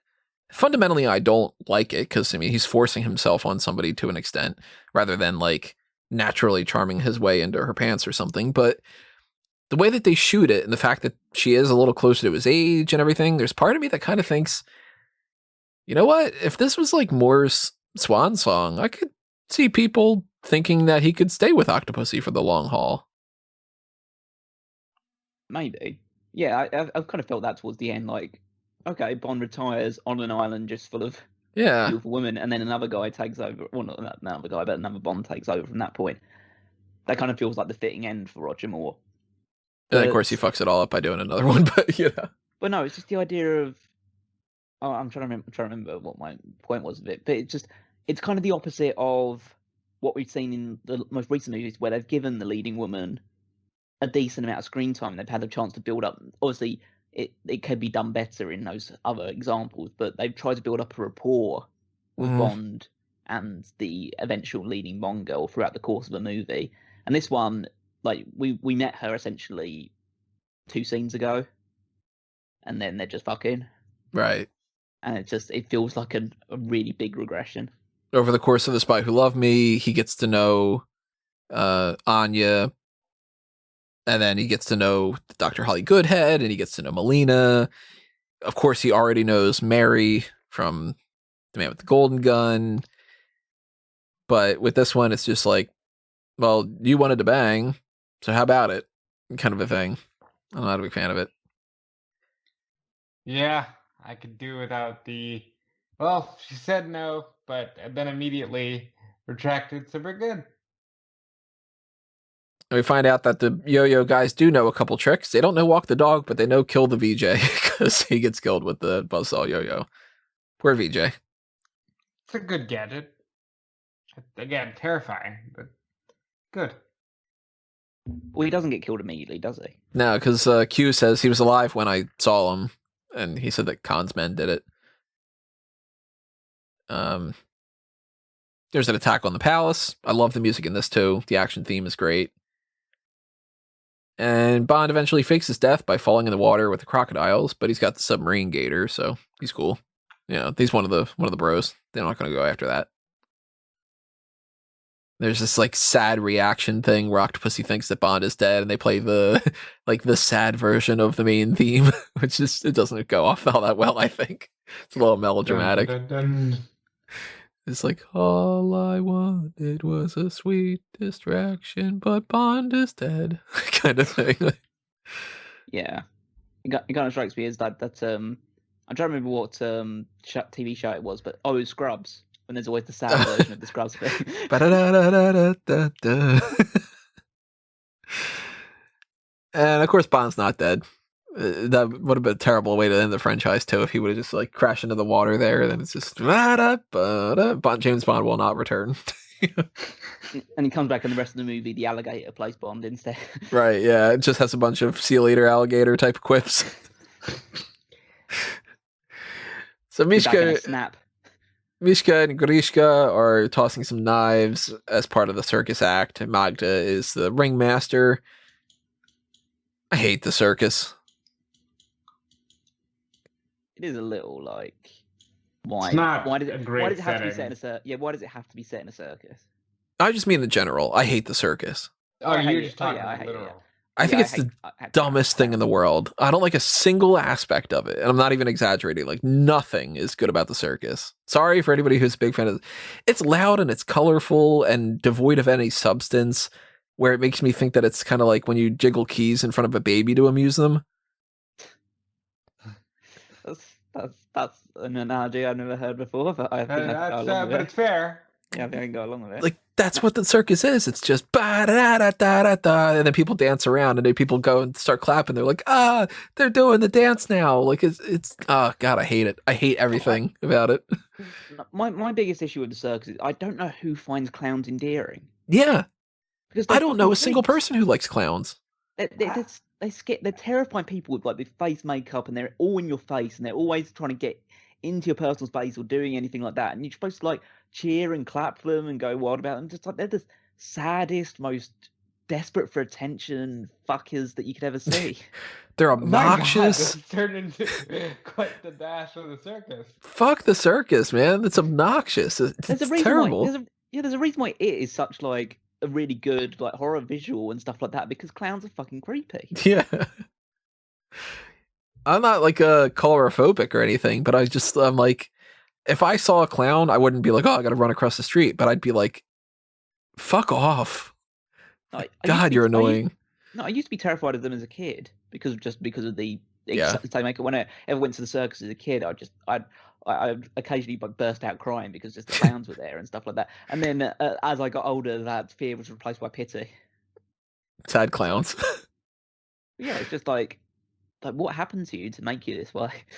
Like why did you think this was the career path for you? At some point, they had to be endearing, and then like everybody just realized, it's a little creepy. I think it's only because back in the day, you could get away with like anything because people had nothing. So people would be like, a little kid in like colonial times would be like, I've got my wooden horse toy. And that's the best thing in the world. They carved a horse out of wood, and this is fucking great. Like, that's the thing I'm going to keep for like, 8 years. And it's my most prized possession. So when you get somebody that's dressed up like a clown and they've got like, oh, look at these goofy shoes, and I got a big nose, and honk honk, and blah blah blah. People are just sort of like, well, it's loud. That's good. What am I gonna do? I'm gonna go back to my place that doesn't have running water and just kind of be miserable, kind of. The circus. It's better than misery. Yeah, it practically is misery. It's just terrible. Nobody should ever. The circus should be a thing. Yeah, that should be the tagline. Circus, it's better than staring at a blank wall. I'll take the blank wall. No, I would take the blank wall.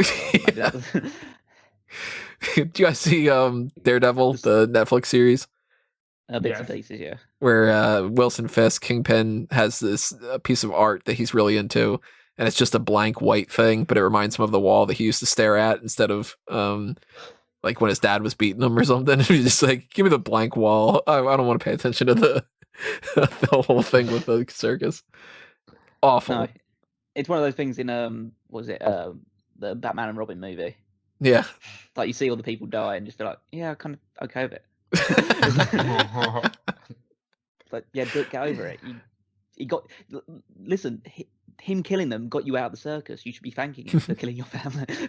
Harvey, I'm Batman. Different movie to talk about on another day. Batman Forever. That's a good movie. We see the trade-off with the jewelry and the bomb, and the full plot is, even more explained. It's Orlov wants a bomb to go off at a U.S. base, and people will assume that it went off accidentally and that everybody will be disarmed except for Russia, who will just stomp over everyone and be the main nuclear power because, they've got their tank divisions in Czechoslovakia. And they'll just, beat the shit out of all those timid people. In an ideal world, I think that this is a decent enough plot.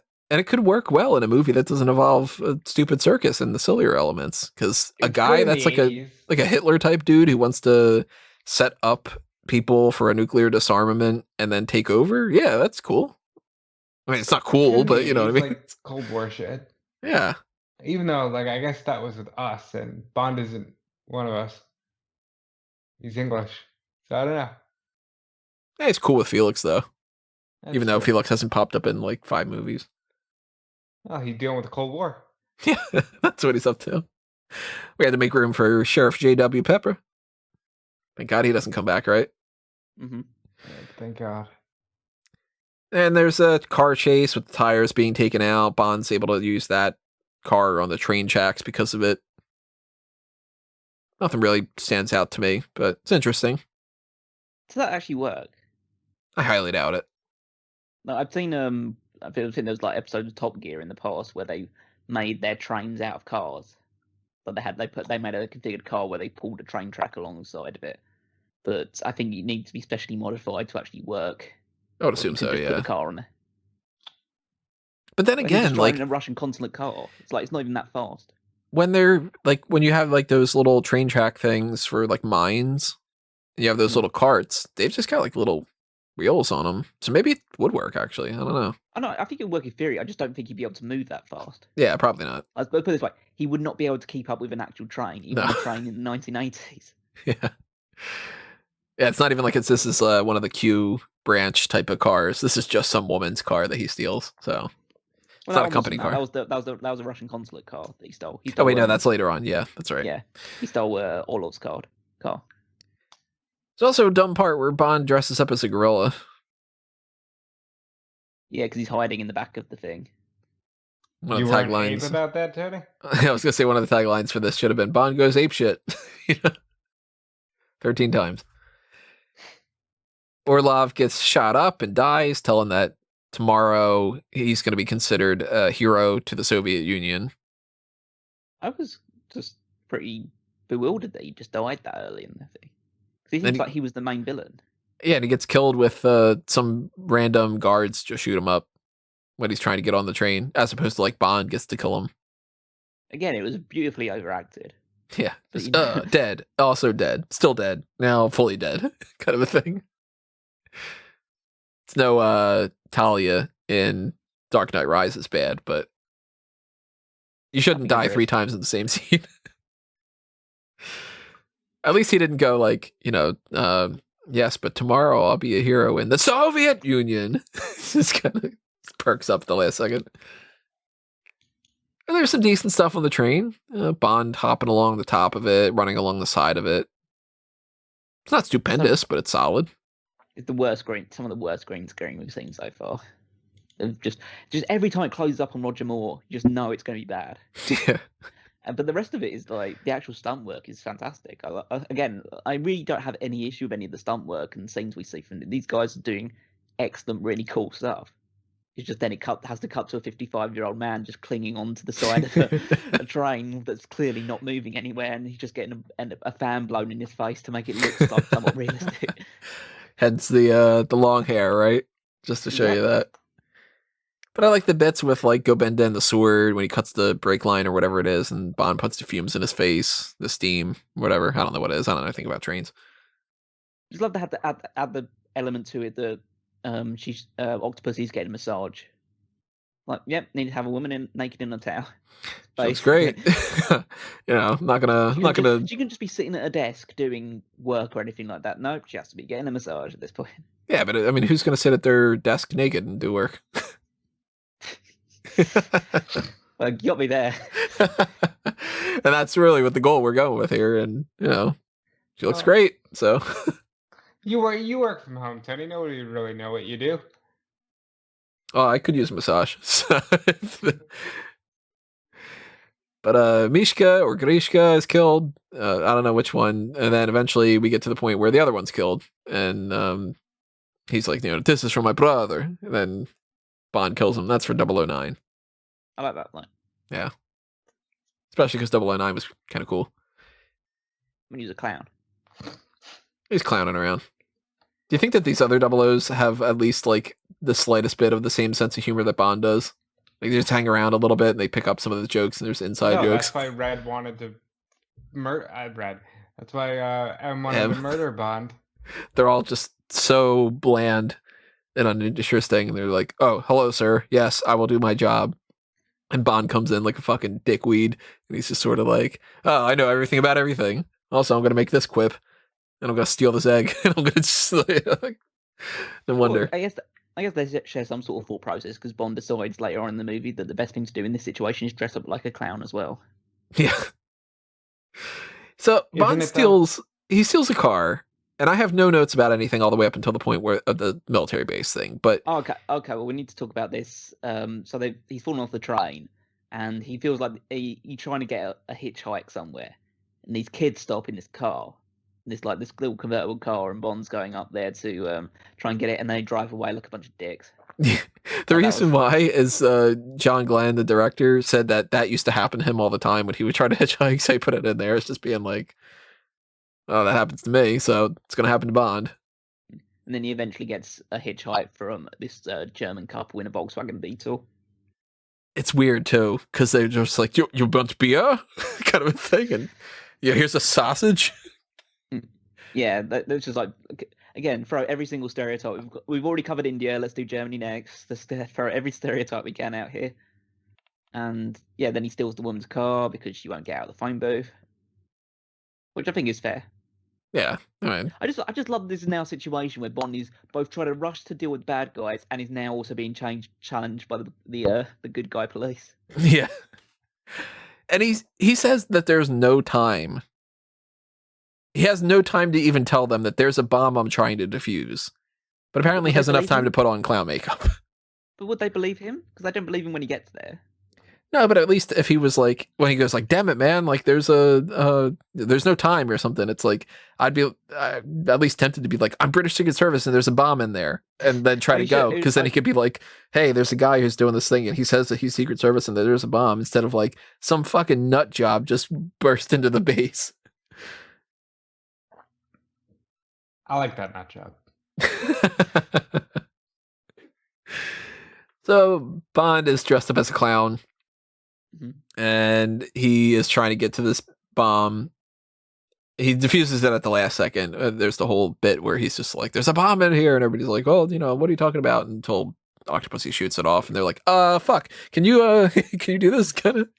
Yeah, and it's just a giant fight scene breaks out between the circus performers and the police running in and stuff like that. And Bond just goes through the melee and he's being dragged away. But Octopussy manages to expose the bomb. And he gets it just in time with 1 second left. And the guy in the cannon pops out and goes, now? So everybody just laughs and they're, that's a good bit. Well, this is slightly better than being miserable. So I like that they kind of play it off a little bit like that. That's kind of funny for a gag. Of like, well, we had an incident, but you're all fine now. Please leave in an orderly fashion. Never going to go to the circus again after that, right? Probably never should have gone again. I mean, I don't go to the circus as is, but still. Nobody is. There's a part in this that I think is really funny too that I forgot to mention is when Bond is with I think it's that. There's a sequence where there's one of the military guys that gets super mad that he's getting blocked. You remember what part I'm talking about? Where the guy's just like, sit the fuck down. Like, I want to watch the circus shit. Kind of like. Oh yeah, it's the Russian one. Like he was just sitting there and grabs Bond and forces him to sit down. I think that was before they got on the train. Yeah. It's just this guy's super mad. He's like, I want to see the circus. I've gone through a couple tours now. This is the thing that's keeping me going. So Octopussy knows now that Kamal double-crossed her and she was planning on just blowing up. And they assault Khan's base. They got all these acrobats doing human pyramids and shit. I'm not the biggest fan. So it's a good way to work it in there, but at the same time, why are we doing this whole subplot about the circus thing? Why does she have to be a part of the circus instead of something else? You know? But just anything. It's just the fact that, like, okay, we're gonna infiltrate this highly guarded palace that he's gotten set up with a bunch of scantily clad women. Because essentially, I know they're acrobatic and they do all this cool stuff or whatever, but it's just a case of they're not wearing any protection whatsoever. No. Again, it's like every female superhero of the past, like 50 years or whatever. Just, no, I could wear this super armor-plated machine, but no, I'll settle for the gold bikini. That's fine. It's like, and that's just what they're doing. It's just like they do a bit of the distraction job with the Magda and some of the other women dancing for the guards, and then finally beating all them up. I like the fact they're all involved and they're all doing this. Like they're the ones fighting back against it. That feels empowering. That feels like it's pretty good as well. But you can't be both empowering and not sexy at the same time. You have to like it's just a case of, okay, you're allowed to fight back against the guards and take total control of it if you wear this one piece while you're doing it. It's like... Now, thankfully, Octopussy doesn't really get captured right away. She eventually does, but at first, you know, she's kind of doing her thing. She's climbing up that pole. She's brandishing a gun. She's doing some sword fighting. Okay. You know. Yeah. Oh yeah. She's doing great. I need to talk about one thing in particular about this. So there's one sequence during the fight where some of the women fly in on trapezes. Now, my question is, how did they have the time to set up trapezes in the base? Yeah. Because I'm just thinking, okay, you thought it was cool to have circus performers in because they could do little trapeze stunts. But what you didn't understand is trapezes don't just emerge out of thin air or fall from the sky. You have to set them up in the first place. It's like that fucking, like some of the old Spider-Man games. But again, talking about Spider-Man. Yeah, there's a lot of Spider-Man in this one. where he's web swinging from the fucking clouds. Whatever, right. And stuff like that. So, no, you need to have buildings. That's where he swings from. Yeah. Did not anticipate Spider-Man was being brought up as much as he was in this one, but it's funny. Not to be the clown references, there'd be a lot of Joker, right? Yeah. Yeah, no. But not to be upstaged with an entrance. Bond has to enter with a hot air balloon with a Union Jack. The element of surprise that gets them. Yeah. We do get one of the musical pieces that I like a lot, that kind of like tension action theme, and that's cool. And Q gets a hero moment. He saves Magda and some of the girls from the goons, and they start fawning all over him. And I like that he's like, "What are you doing? Oh, cut it out. No time for that. Later, perhaps." I'm just picturing Q being like, "Oh, we got to deal with." I mean, she's kind of hot. Bond's in one of the rooms later on. Q's in another one. They step outside. Bond just nods. I heard that. Yeah. Bond gets some horseback action to catch up to the plane that Khan and Gobinda and Octopussy are in, and just climbs on the plane, as one does. Again, I have a lot of credit for this stunt man that decided to pull this off of jumping from a horseback onto the back of an airplane that's moving. Yeah. And the one that's on top of an airplane when they're filming that.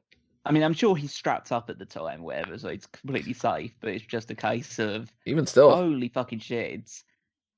I mean, you talk about unrealistic, this 55-year-old man clinging onto the back of a plane while it's doing somersaults and all this other stuff and going at about what seems to be a good 100+ miles an hour. And Bond takes out one of the engines. And Khan's like, "Hey, Gobinda, go out there and get him." And he's like, "Out there?" Like... Gobinda has every right to be nervous because a few minutes later, Bond snaps a little antenna on his face and he goes flying with a great scream. Just like, ah! He dead. Yeah, I mean, you can obviously see the parachute under the guy's thing as he falls down and stuff like that. But to be fair, I'm more happy about seeing it as if he like saying, "Oh, that's too exposing. Maybe we should send him out without a parachute instead." But yeah, and again, it's so. This is some of the most visual stunt people have ever looked in a Bond movie. Like, okay, that's definitely not Bond. That's some other guy doing it instead. It's a shame that there's no elongated shot like on Her Majesty's Secret Service with the guy falling, right? Listen, he's getting older. He's earned a break. Remember that when we get to the next movie. Because then you're going to go, oh, you really didn't even do anything, did you? You know? Well, Khan's he got was a weak... there. I think Khan's got a weak death. Oh yeah, he just crashes the plane into the side of a cliff. Like, he's in full control of this plane for the most part, and he just drives it into a cliffside and explodes. But He's one of just the like, engines ah! is dead. One of the engines is dead. But he can, he lands it, basically. Well, he lands. Well, he lands on the side of the thing, but then it's like it's still moving. I guess he feels one of the engines has gone into overdrive or something like that. I don't know. I don't know how planes work and stuff. Yeah, like me that, neither. So, but I assume there's some reason why he couldn't land it at that point in time. I'm more concerned about the idea of Bond and Octopussy jumping out of the plane while it's still moving. Yeah, it works. Also, I think we overlooked something like earlier on in this fight scene, which is the Bond sliding down the banister. Oh, that's right. Yeah, Oh, yeah. yeah. Because they Whereas set the that thing up is, with like- the big staircase. Yeah, where he's just like going down the staircase. He decides to like straddle it, which is like one way of doing it, I suppose. But then he realizes, oh god, there's a little notch at the end of the banister, so I better shoot that off before my magic penis goes by there. Yeah, you got to protect it until you get to Casino Royale. Yeah, exactly. Then you just ask for more. But Yeah, that's one of the like highlight reel type of moments that they always have on any kind of shots about this, like a trailer for this movie or whatever. It's always that rail scene is one of them. I bet that theme song was very loud in his head that time.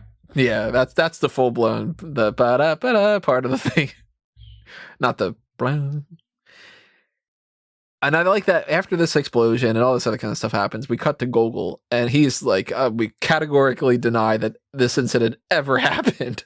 Just nope, none of that happened. And he asks if Bond's going to return the star, and the defense minister's like, that's cool, bro. We'll get back. Because, Gogol's a good guy. Yeah. Yeah. yeah, absolutely. And M says that Bond's injuries are making it to the point where he's not fit enough to travel. So we see that he's in this swanky looking hospital bed sort of thing with his leg up and all that. And Octopussy says it's a shame that he's in such a weakened condition. But he's like, nah, screw that. Time to bone. I don't know how he's got the energy to do that. But then again, magic penis. So in a She weak did most of ending, it. I think the very, very weak ending of her just going, James. There's no Yeah, then it just joke cuts. or pun or anything. We just watch a boat sail away. Pretty much. It's not the best ending. Oh yeah, I've also forgot to mention with this thing as well for the third time in this movie. The evening. It's evening when when that fire battle starts in the courtyard in the palace, and then it's broad daylight when Octopussy's being taken away by horseback. They really just don't give a fuck about like this continuity of it doesn't matter what time of day it is, we just want to see what's happening. It's a nice setting, and I guess, doesn't look as right at other times of day. I mean, realistically, they probably just couldn't do the airplane stuff in like the nighttime. I know, but it's such a lack of attention to detail. Just irritates me. So yeah, I'm that's it on the movie. That's I mean, we are gonna go through the whole thing, but that's the movie. Yep. One step closer to Dalton. I've officially checked out on more, except I'm gonna gush over Duran Duran in the next podcast. I'm just looking forward to Christopher Walken. I'm happiest in the saddle. Does this Bond movie have enough cowbell? So, where does Octopussy rank for you guys when it comes to some of these elements? We're going to talk about this and kind of backtrack a little bit. Let's talk about the gadgets. We got the briefcase at the beginning with the false bottom that has the explosive in it. We've got the fake horse, the mini airplane, the wristwatch, that's the TV and the tracker, the acid pen with the microphone, the crocodile submarine, the yo-yo saw, the rope, the spike door. Remember how the last movie was like, well, we're going to purposely not have any kind of gadgets? Yep, they went back to the well on this one. But for the most part, I like these. Give it a thumbs up. Yeah, the gadgets were good. That Croc submarine is a major thumbs down for me, but overall, come on, it's fun. Nah, I don't like it. It's not as bad as the circus, but I give it a thumbs up overall. You give it a thumbs up too, Rob? I give it a thumbs up, yeah. On the allies, we've got quite a bit.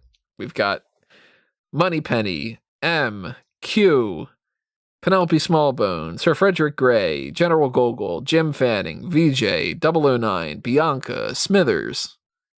There's a lot in this one. The other dude, I can't remember his name, the other one, the section chief in India. Yeah, Bond has a lot of friends in this one. I Yeah. appreciate that. He kind of needs them. Only a couple of them die. Yeah, that's exactly. good. It's an It's a net improvement. win. Two of them die, Vijay and 009. So that's a good track record. We don't see Penelope Smallbone anymore, so she leaves. Probably leaves from sexual harassment or something. I don't think anybody working for MI6 ever went that route. Oh no, she was like totally into it, so she probably wouldn't. But she got a small bone and then left. She's like, I got a small bone to pick with you. Overall, thumbs up. Like, Bianca serves her part at the beginning of the movie.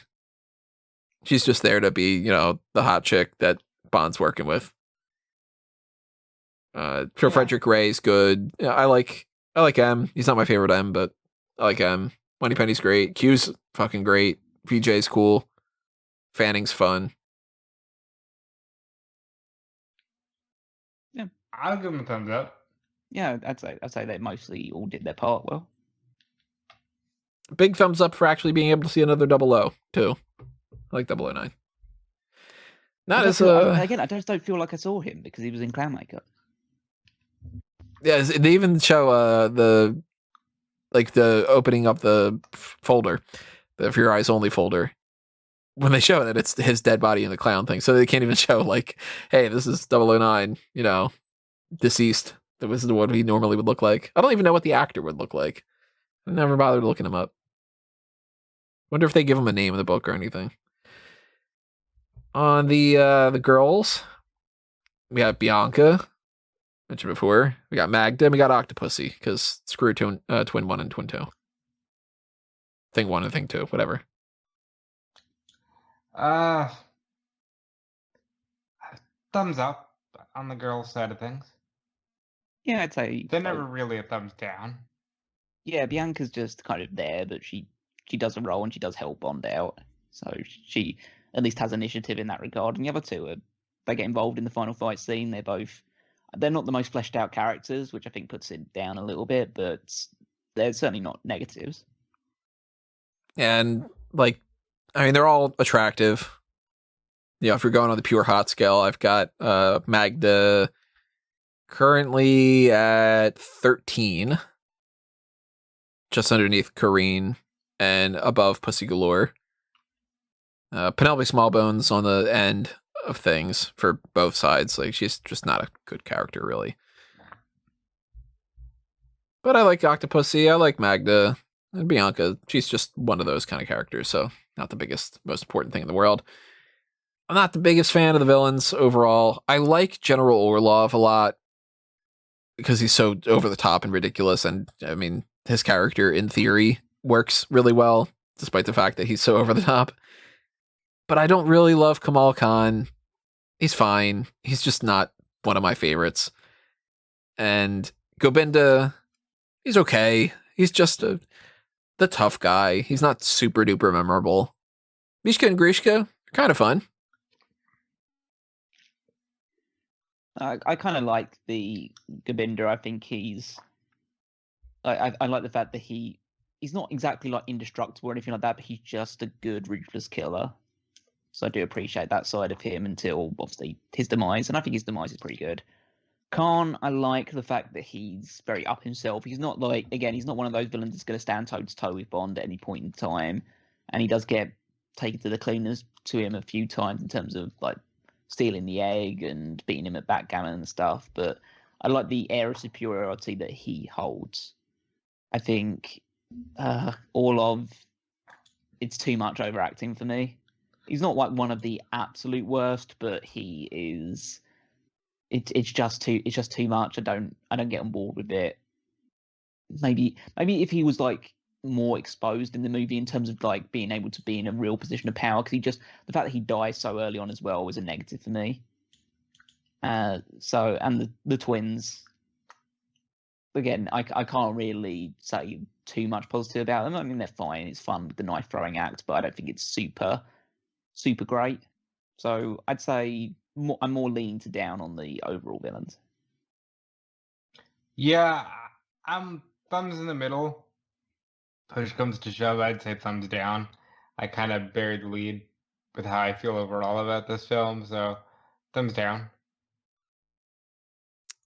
In the action and the humor is a little too silly for me in a lot of moments. You think the action's thumbs up though? Action's good. It's better than the humor. I didn't like the humor here. Yeah, I agree. I think they're both a bit hit and miss. There are certain parts of it that I like. There's certain lines that are good, as you'd always find in these type of movies. But I think too much of it leans too heavily on the bizarro comedy or going a bit too over the top, and the action scenes blend too much comedy into them. So yeah, I'd probably go on a negative for both of them. On the music side of things, I am a huge fan of the score, and I like the theme, but it's one of my least favorite Bond themes. Yeah, the Bond theme's going to sit somewhere in the middle for me. I don't love it, I don't hate it, but it's just kind of there. The rest of the music, again, it usually goes through like the blind patch for me, but I can't say it's like overtly negative. Again, it's probably just it's more for me. It's just there. Doesn't evoke any kind of real positive or negative emotion for me. And I would say the main theme is going to sit at the bottom half for me. And the background music was just that. I did not pay too much attention to it. It was very much in the background. So to give people an idea of how our rankings are going for some of these things, on the music side of things right now, I've ranked Octopussy all-time high as the lowest of the main themes. I only have it above We Have All the Time in the World, Mr. Kiss Kiss Bang Bang, and Underneath the Mango Tree. It's underneath For Your Eyes Only. My list right now for music-wise is Diamonds Are Forever, Goldfinger, You Only Live Twice, Nobody Does It Better, From Russia with Love, Thunderball, Moonraker, Man with Golden Gun, On Her Majesty's Secret Service, Live and Let Die, For Your Eyes Only, all-time high, then the other three. Whereas actually, Callum has a couple in the same exact spot. He's got Diamonds Are Forever at number 1 and Goldfinger at number 2, same as mine. Then you switch it up a little bit. Yeah, those two are the iconic ones. You can't really not have them that high up, I don't think. And for me, Goldfinger has sat at the top since we watched it. Spoiler, that's changing. Live and Let Die, right underneath it, 'cause it's a great song. Diamonds Are Forever, also good. Can't put it too far from the top. I might have to put Thunderball either right below Diamonds or maybe even above Diamonds. I've been listening to Thunderball recently, and it's good. You got it right underneath Man with the Golden Gun right now. Yeah, I might bump that up 1 spot or 2 spots because it's a really good song. There's a couple that we're kind of around here, like some higher and some lower kind of a thing. Like, Rob's got Live and Let Die at number 2, Callum's got it at number 6, and I've got it at number 10. So we're kind of bouncing around there. Man with the Golden Gun, I've got it around the middle. Rob's got it towards the top, and Callum's got it at the very bottom. No, not the very bottom. You've got Secret Service and From Russia with Love underneath that. It's the lowest one with the lyrics. And then we all have, oh no, actually no, you've got All Time High around the middle. So yeah, it's my bottom right now. Yeah. I mean, I kind of like it. These guys haven't done like allies and henchmen lists and stuff like I have. I've been adding just tons and tons of my own lists. I don't expect them to really go through all that. But on the main villains side of things, my number 1 is still Ernst Devereaux Blofeld from Russia with Love, and some of the other ones like Thunderball and Francisco Scaramanga and Rosa Klebb. Rob's got Scaramanga number 1, Goldfinger number 2, From Russia with Love, Blofeld at number 3, and Largo at number 4. And Callum's got Kananga, Scaramanga. It's a shame you don't have another thing that ends in anga. Largo is high up on your list. It's number 4 for Rob, and it's number 9 or 10 for me. Khan is fitting around the latter half for Callum. He's in pretty much the same spot for me, just above Dr. No. Yep. Where's he fit for you, Rob? Above Dr. No. Where are you putting Orlov? Right under Khan. They're both just gonna sit right on top of Dr. No. And Callum's got Stromberg between those two. I've got Orlov above Khan because I just think that he's more fun.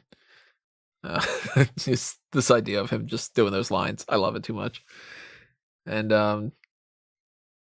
when we come to the girls, there's way too many girls to break this down. We're eventually going to show you a big long list about this, so don't worry, everybody. For anybody who's like trying to keep track, and we'll eventually do a tier list, and we'll have that kind of thing. But Octopussy, its ranking, or Octopussy, as I should have been saying this whole time, the ranking of the movie: shaken or stirred? Stirred. So fucking stirred. It's honestly right now it's sitting below Dr. No. I did not like this film. I don't know what it was. Maybe I'm just used to it now, so it's like, all right, I'm kind of burned on more. This film didn't strike me as captivating at all. I'll go mildly shaken. Because I wasn't offended by it. It's definitely not the most memorable. It's not one that I feel like I'm going to go back and watch too often. But I think there was on my low expectations going into it. I think there was more to like to it than I expected going into it. And yeah, it is bizarre and it's over the top in places. It's definitely on the lower half of the list for me. But I thought it was better than For Your Eyes Only. That's kind of where I sit with it. Yeah, I've got it at that mid-range because I would much rather watch Octopussy than The Spy Who Loved Me or Dr. No or For Your Eyes Only. I think that Diamonds Are Forever is too campy, and I'm just not a fan of Diamonds Are Forever. I think that gets... Clearly, I've grown to love it. Like, it stayed with me. I think that at some point you should go watch Diamonds Are Forever back again. Like, there's a couple movies that might be good to pinpoint where, like, when we get done this series or something, to be like, you know what? Now rewatching it in this context, because I think you might end up moving Diamonds Are Forever again if you rewatch it again. And just go, yeah, you know what? I forgot about the part where Blofeld is dressed up like an old grandmother. I didn't. It's just, like, it lives longer in the memory, and that's a strong element for me. Like, I don't think I'm ever going to remember much about Octopussy, or, like, Dr. No isn't going to live long in the memory. Diamonds stays in the memory because you've got, Blofeld in a dress, and I speak English. It's like, that's good shit. I'm curious why that's like, oh, that's great, but Octopussy isn't, despite the fact that Octopussy has a bunch of horrible stuff like that. I think it's because at least, like, that wasn't all the Connery movies. And that's why I was really down on it, because I was like, this isn't a Bond movie, what the fuck is this? Now watching these, it's like, all right, that wasn't so bad. Yeah, so it's currently on my list, my number 7 out of the ranking. My original ranking, I forget exactly where it was. It's never been one of my highest ones. Octopussy's one of those that I could watch it, but I mean, the first half of the movie I think is much better than the second half. And let me try to see if I can find my original list, because remember I made a couple lists before going back and doing this just to see if it would change. Octopussy was in my... So what I did before was I made an S, A, B, C, D, E, and F tier. And it's in my E tier, my second worst tier. Well, along with You Only Live Twice, View to a Kill, For Your Eyes Only, Dr. No. It's basically just that it's above the worst of the worst. But now that I've rewatched Spy Who Loved Me, which I hadn't seen in a little while, that was on the tier above that, and that's not the case. I'm still just not a big fan of that. So, yeah, my perception's changing a little bit. And, when you watch things and you do things over time, your perception changes. So I'm curious where that's going to end up landing at the end of this. Now Rob's changed it where Doctor knows underneath I Octopussy. thought about it, and in good conscience, I can't say. I'll watch this. I probably won't go back and watch Doctor now. And Callum, did you bump it down? Oh, did I? No, or did you? I've kept it, you kept it where it was? Yeah, I've kept it where it's. I mean, in my mind now, I'm kind of going in between that and Few Eyes Only, which one was the most memorable. I'm going to keep it where it is for now, but it might switch over between those two. Those two are basically 1A and 1B for me, and I don't know which one I'm putting first or last at the moment. And you were saying before that you were like, man, it's not going to be worse than Live and Let Die. Now you got them both under Live and Let Die.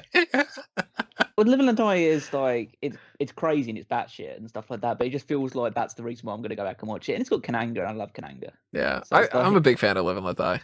Yeah, so I mean, yeah, I wouldn't go that far, but I mean, they're all in the bottom half. I mean, I've said it from the start. I only have 3 that I consider quote unquote stirred movies. The rest of them are all positives for me, but they're just on different ranks of positive.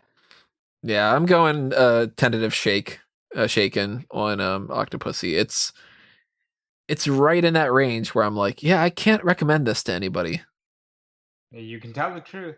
But at the same time, it's a Bond film. I'll watch it. I like it, That's fair. And then it's got that Simpsons quote. You know what's great about you British people? Octopussy. I must have seen that movie twice.